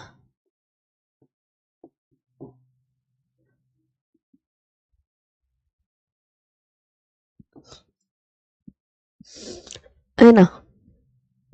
सबसे पहले आपको मिलेगी बेलाडीला की खान।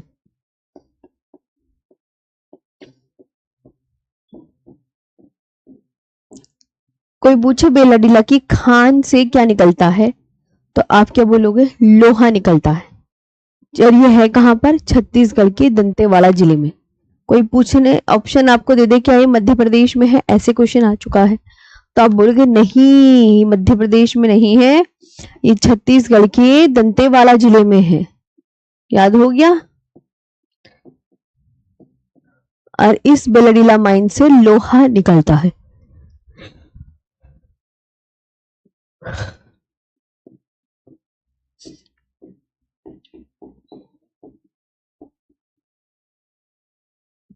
Dantewada district in Chhattisgarh.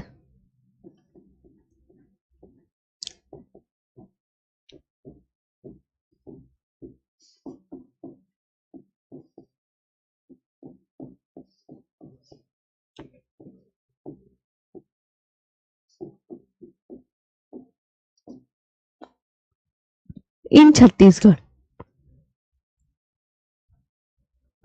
अब लोहा तो 4 प्रकार का होता है, तो चारों में से कौन से प्रकार का लोहा इस खान से निकलेगा, ये पूछा जाएगा। तो हेमेटाइट लोहा निकलता है इसमें। हेमेटाइट लोह अयस्क बेलडीला की खानों से निकाला जाता है, ये आपको ध्यान रखना है। हेमेटाइट लोह अयस्क, हेमेटाइट आयरन ओर।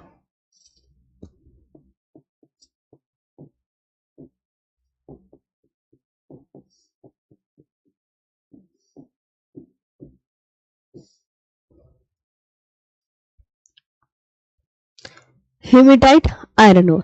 यह भारत की सबसे बड़ी मशीनीकृत खान है। भारत की सबसे बड़ी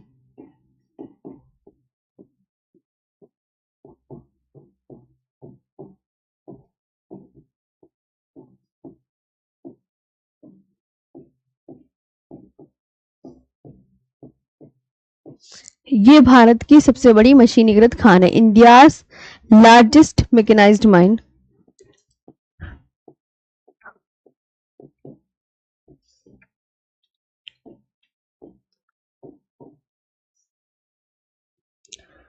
मैकेनाइज्ड माइन।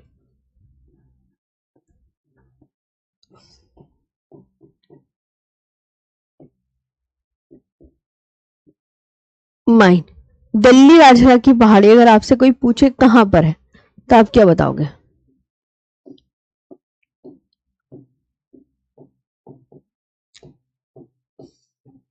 की पहाड़ी। दिल्ली राजरा की पहाड़ी छत्तीसगढ़ में स्थित है।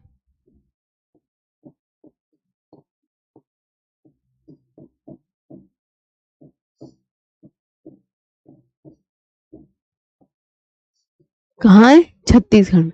Delhi Rajhara hills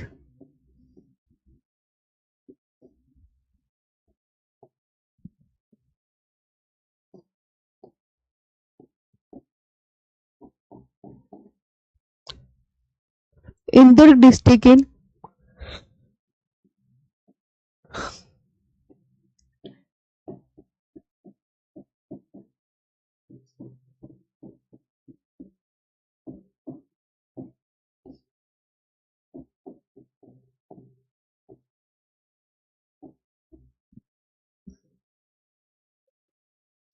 Durg district in Chhattisgarh.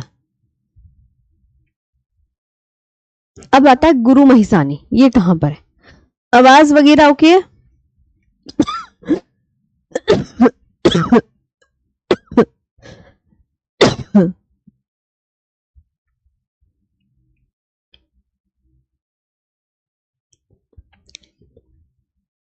Morning का टाइम हुआ नहीं, बस आज है क्योंकि आज मेरी जगह राहुल तेवती सर की क्लास होगी। उस टाइम पर सर ने बोला था, इस वजह से मुझे अपनी क्लास सुबह करवानी पड़ी बच्चों, बस यही बात है। गुरु महिसानी कल को शाम में 5 बजे ही क्लास होगी।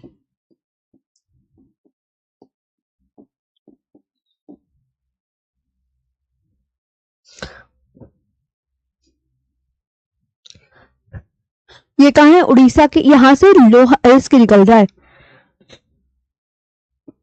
अभी मैं क्या लिखवा रही हूँ? लोहे इसका क्षेत्र लिखवा रही हूँ जहां से लोहा निकाला जाता है। तो गुरु महिसानी से लोहा निकलता है और ये जो गुरु महिसानी है ये कहां पर है? उड़ीसा के मयूरभंज जिले में।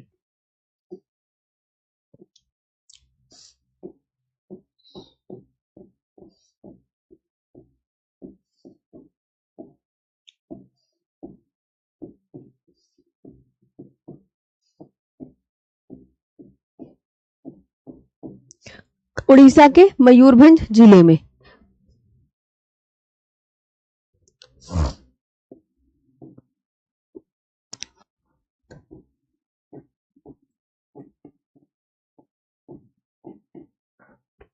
Mayurbhanj district in Orissa.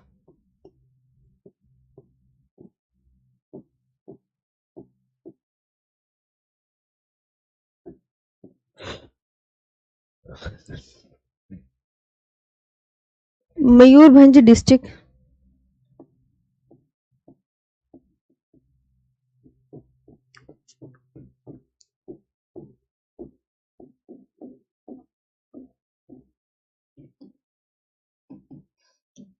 इन उड़ीसा। अब आता है बादाम पहाड़।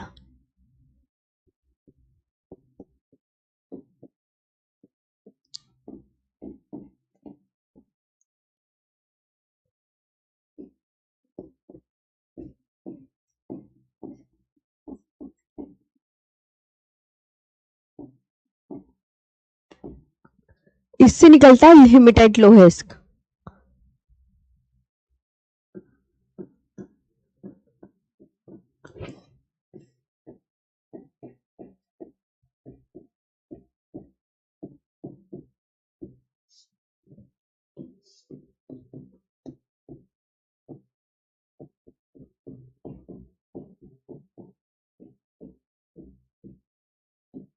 Haematite iron ore. और ये बदाम पहाड़ है किस स्टेट में? उड़ीसा में। और यहां से क्या निकलता है? लोहा इस्क। कौन सा वाला? हेमेटाइट। ऐसे याद रखना है। 3 क्वेश्चन इस तरीके से पूछेगा। कुद्रेमुख जगह का नाम, किस स्टेट में और क्या निकल रहा है? जिसे कुद्रेमुख है, कुद्रेमुख किस स्टेट में है ये पूछा जाता है। बताओ किस स्टेट में? कुद्रेमुख। कल की क्लास में मैप भी दिखे आए थे लास्ट में, आपने देखे? चेक कर लेना कल की यार, वर्कशीट की पीडीएफ भी दे दी मैंने, नदियों तक की क्लासेस की कंप्लीट। कर्नाटका, यहां से निकलता है मैग्नेटाइट लोहेस्क।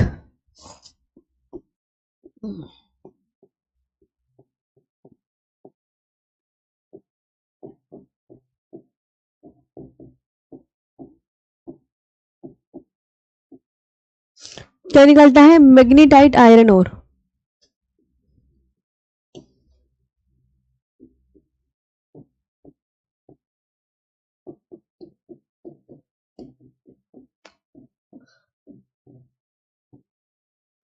ठीक है, अब है राजस्थान।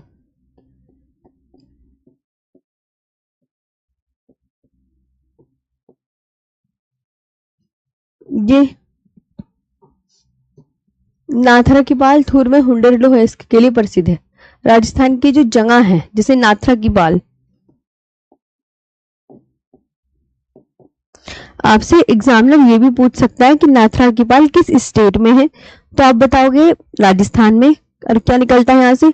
लोहेस्क की प्राप्ति। ठीक है, ऐसे।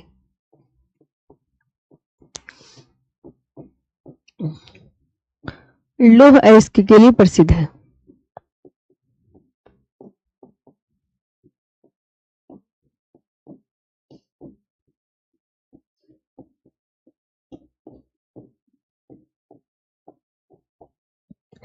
लौह अयस्क के लिए प्रसिद्ध नाथरा की बाल, थूर और हुंडेर।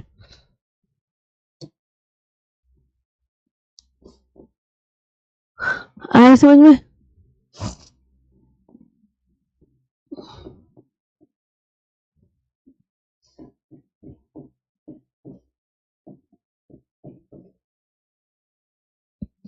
थूर और हुंडेर।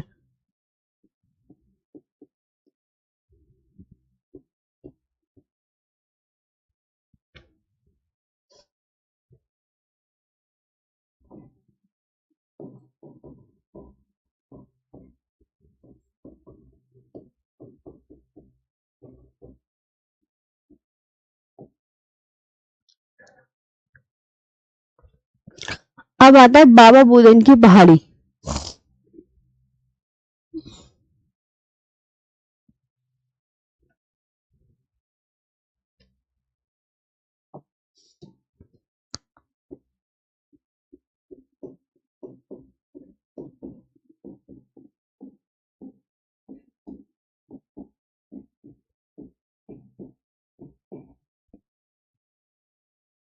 कुद्रेमुख और Ballari.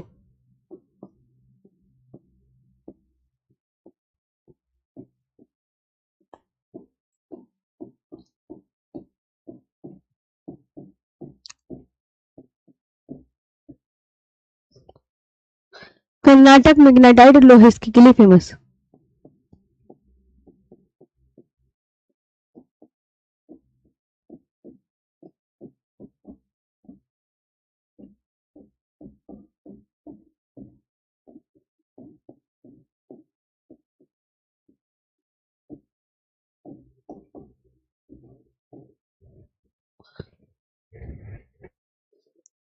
Baba Budan hills.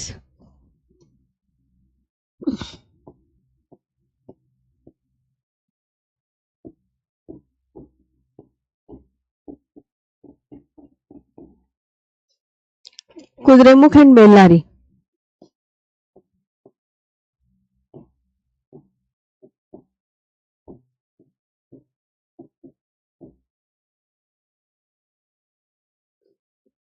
Kudremukh and Bellary. Karnataka magnetite. है ना।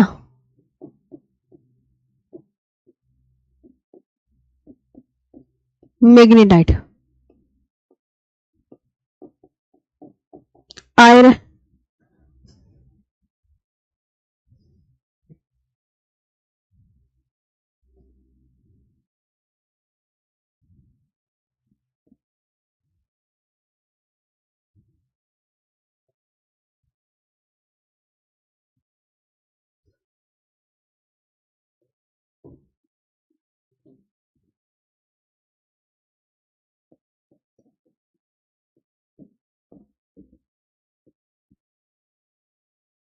अब आता है जस्ता।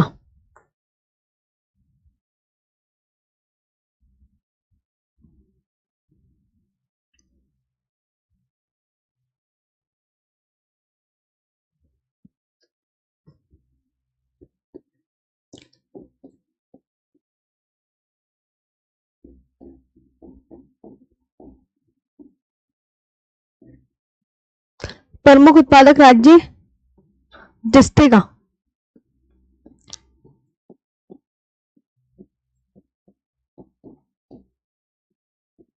बताओ क्या है सबसे ज्यादा, तो आप बोलोगे राजस्थान।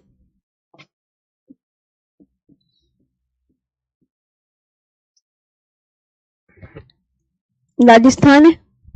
प्रमुख खदानें बताओ कौन कौन सी है।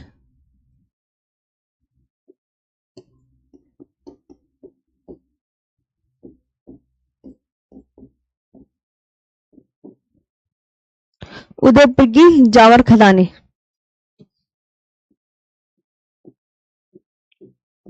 कौन सी प्यारे बच्चों,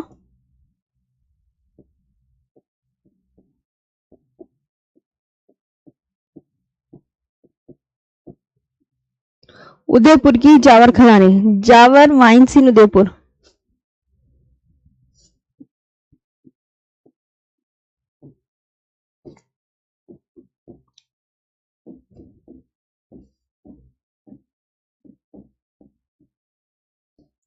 जावर माइंस इन उदयपुर।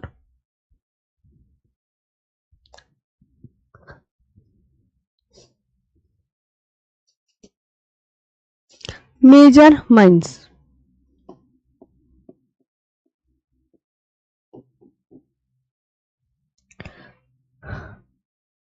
और भीलवाड़ा की रामपुरा अगुचा, ये माइंस के नाम है।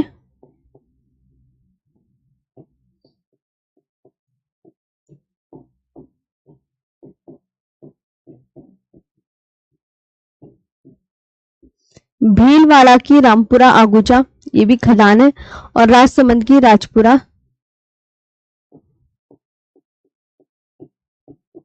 ये सब राजस्थान में ही है। राजसमंद और राजसमंद की राजपुरा दरीबा है।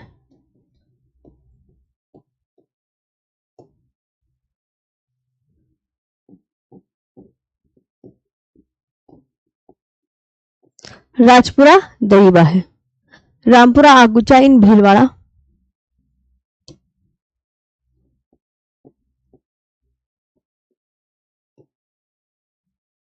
लिखा।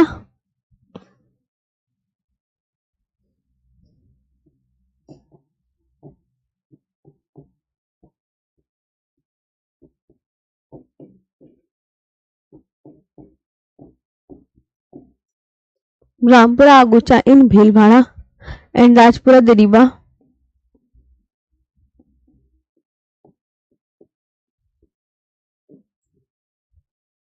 दरीबा इन राजस्थान।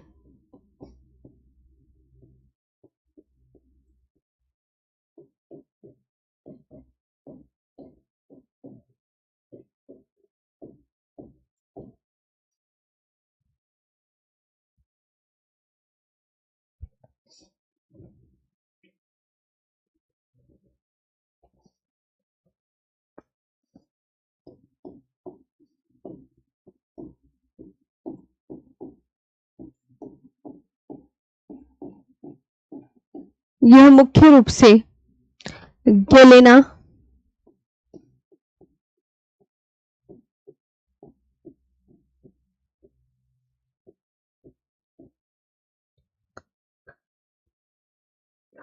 एस्क से निकाला जाता है?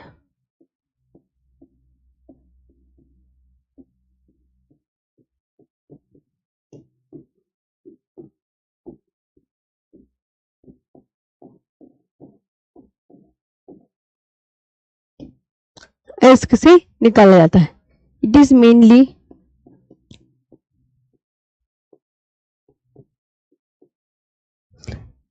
extracted from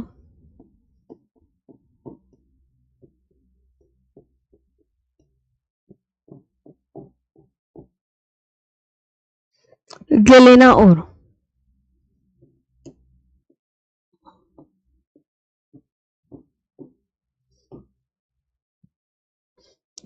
अब इसके बाद एक आता है हिंदुस्तान जिंक लिमिटेड. आगे लिखाऊंगी, यहां तो जगह है नहीं. अभी मेरी 7 बजे ना उसमें भी क्लास है यूपी कांस्टेबल में. हाँ मैम, हमको ये राजरंजन कुमार जहां से लोहा निकलता है ना बाबू, ये उस जगह के नाम है. हाँ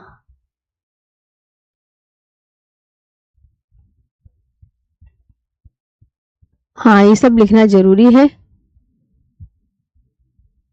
याद कर लेना सब. शाम को 5 बजे की क्लास होगी भैया. मुझे भी नींद आती है, ऐसी बात नहीं नींद नहीं आती. मैं हाँ ठीक है, लिख लिया. यह मुख्य रूप से गेलेना एक्स से निकाला जाता है. अभी जस्ते के विषय में है कि जस्ता कहाँ से निकलता है. सबसे ज्यादा नंबर 1 पे कौन सा स्टेट है जस्ता निकालने में? राजस्थान. जस्ते के नाम उदयपुर की जावर खिलाने से जस्ता निकलता है. भीलवाड़ा की रामपुरा आगूचा और राजसमंद की राजपुरा दरिबा है. आज बस मैं 40 मिनट की क्लास लूंगी, ध्यान रखना. यह मुख्य रूप से गेलेना एक्स से निकाला जाता है ना. 5 मिनट पढ़ाऊंगी तो तब एक्स्ट्रा पढ़ा दूंगी, क्योंकि मेरी दूसरी भी क्लास है ना 7 बजे से. मैं आपको बता रही हूँ यूपी कांस्टेबल में, फिर लगातार 2 घंटे हो जाएगी ना, रेस्ट नहीं मिलेगा थोड़ा सा भी आज.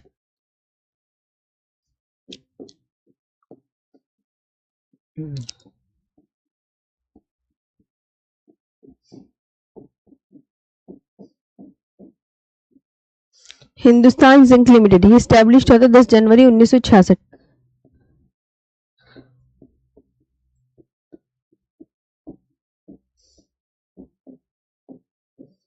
10 जनवरी 1966 ये मूल स्थापना वर्ष है.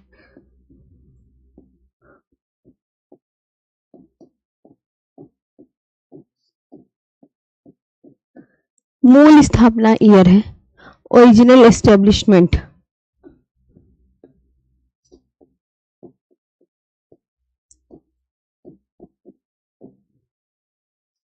ये आपको ये याद रखना है. Hindustan zinc limited.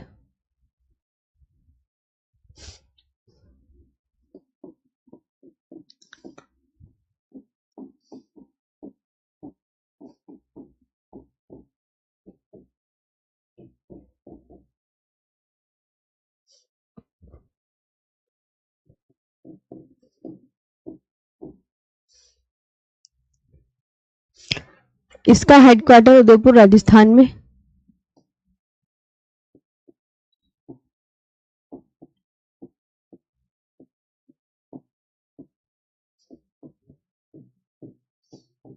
यहाँ पर है, ठीक है.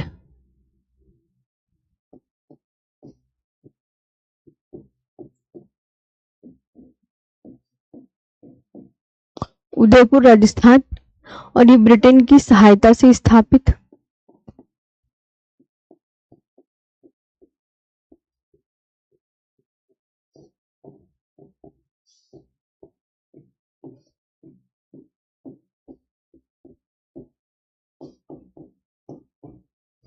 ब्रिटेन की सहायता से स्थापित with the help of Britain.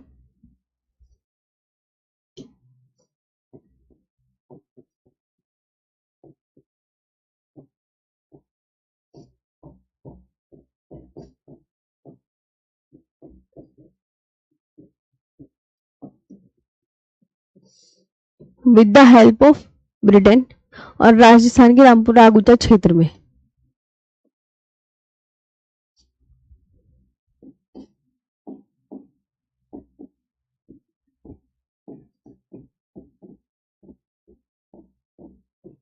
Rajasthan के रामपुरा आगूचा क्षेत्र में है ये।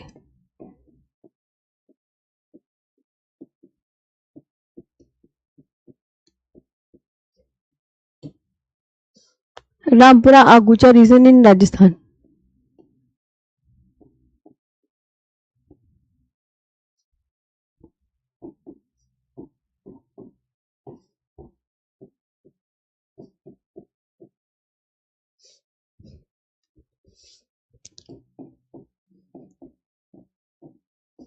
इन राजस्थान। ठीक है, सब लिखा। उदयपुर हेडक्वार्टर भी है ब्रिटेन की सहायता से स्थापित।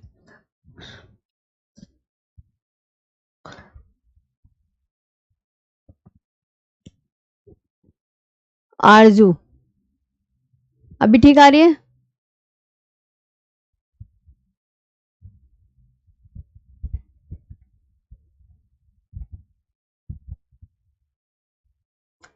नीतू प्रजापत, भाई इसमें तुम्हें ना ये सारे फैक्चुअल डाटा याद करने हैं, कहाँ से क्या निकल रहा है, कहाँ से क्या हो रहा है।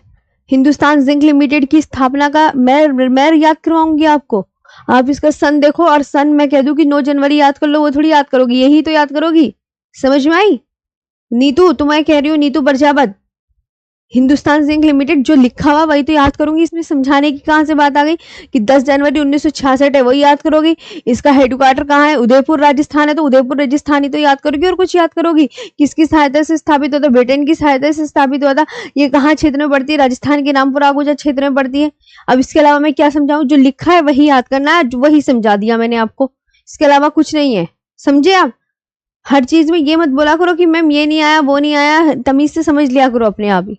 आराम से सोचा करो कि हाँ मैम ने सब कुछ बातें तो बता दी हैं, और बताओ इसके बारे में क्या बताया जाए। तुम भी बस कुछ नहीं हो।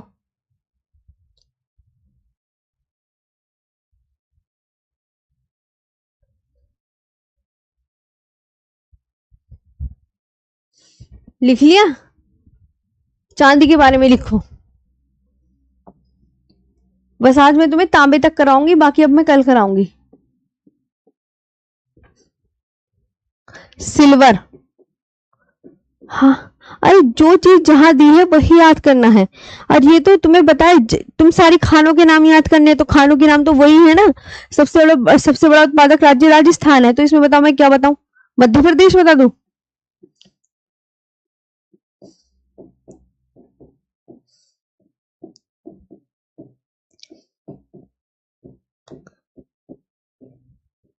राजस्थान है लार्जेस्ट प्रोड्यूसर।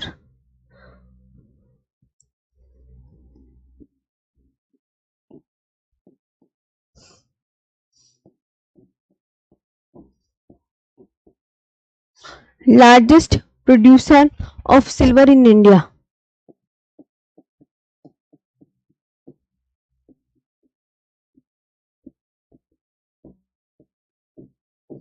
क्या बोलोगे? राजस्थान।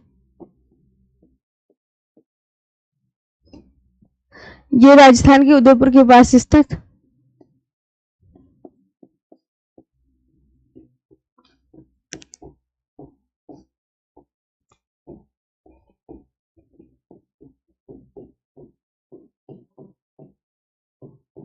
मुझे सब बच्चों ने कल कहा था मैम लिख के पढ़ाना, इसलिए लिख के पढ़ाया है।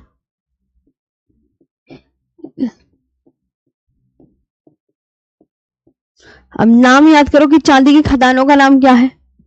क्या खुद सोचा करो क्या लिखवाया मैम ने, खुद सोचने से ज्यादा दिमाग में आएंगी। जावर माइंस, चांदी कहां से निकलती है?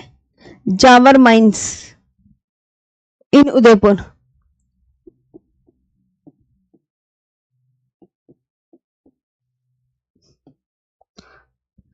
भीलवाड़ा की रामपुरा आगूचा खदान।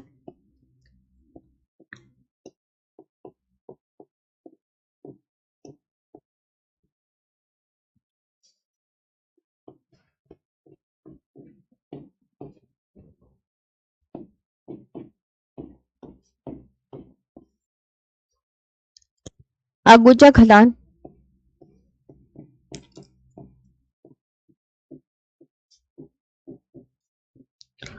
और राजसमंद की राजपुरा दरीबा।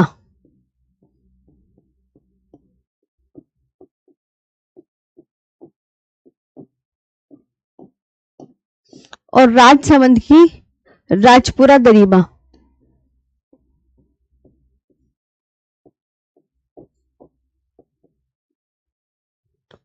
खदानें मुख्य हैं।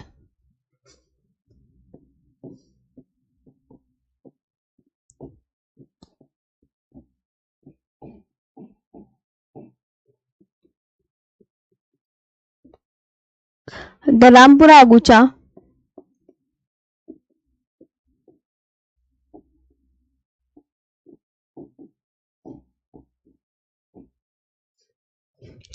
Mine in Bhilwara,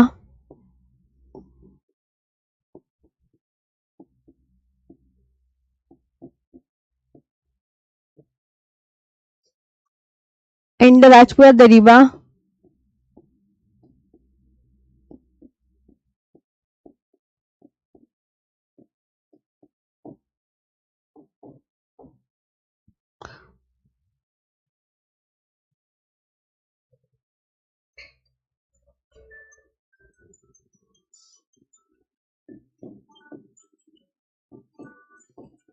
and the Rajpura Dariba mine in Rajsamand.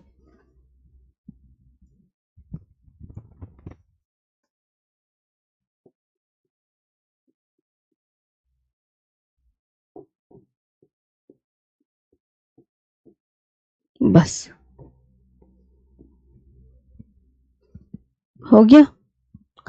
अब नहीं करवाऊंगी, अब नहीं। अब बता आज का सेशन कैसे लगा, ये भी छोड़ रही हूँ, कल करेंगे अब, ठीक है। बस जयप्रकाश, चलो तो अब कल पढ़ाऊंगी, क्योंकि मेरी यूपी कांस्टेबल की क्लास है। गाना नहीं बज रहा है, कराना राना जी, वो अलार्म लगा है। मेरी 7 बजे की टाइम का भी क्लास हो गया ना। हाँ, कुछ बच्चे ऐसे बोलते हैं, मैंने समझा दो, अरे फैक्चुअल डाटा है, खदानों के नाम याद करने हैं, किस स्टेट से कौन सा खनिज निकल रहा है वो वाले स्टेट का नाम पता होना चाहिए, सबसे बड़ा उत्पादक राज्य वो पता होना चाहिए, बस और क्या पता होना चाहिए। ये तो सोचा करो आप रोहित, ठीक है, खुद भी अपना दिमाग लगा लिया करो। चलो आज के लिए इतना ही, अब मैं मिलूंगी तुम्हें कल शाम को 5 बजे की क्लास होगी। Thank you.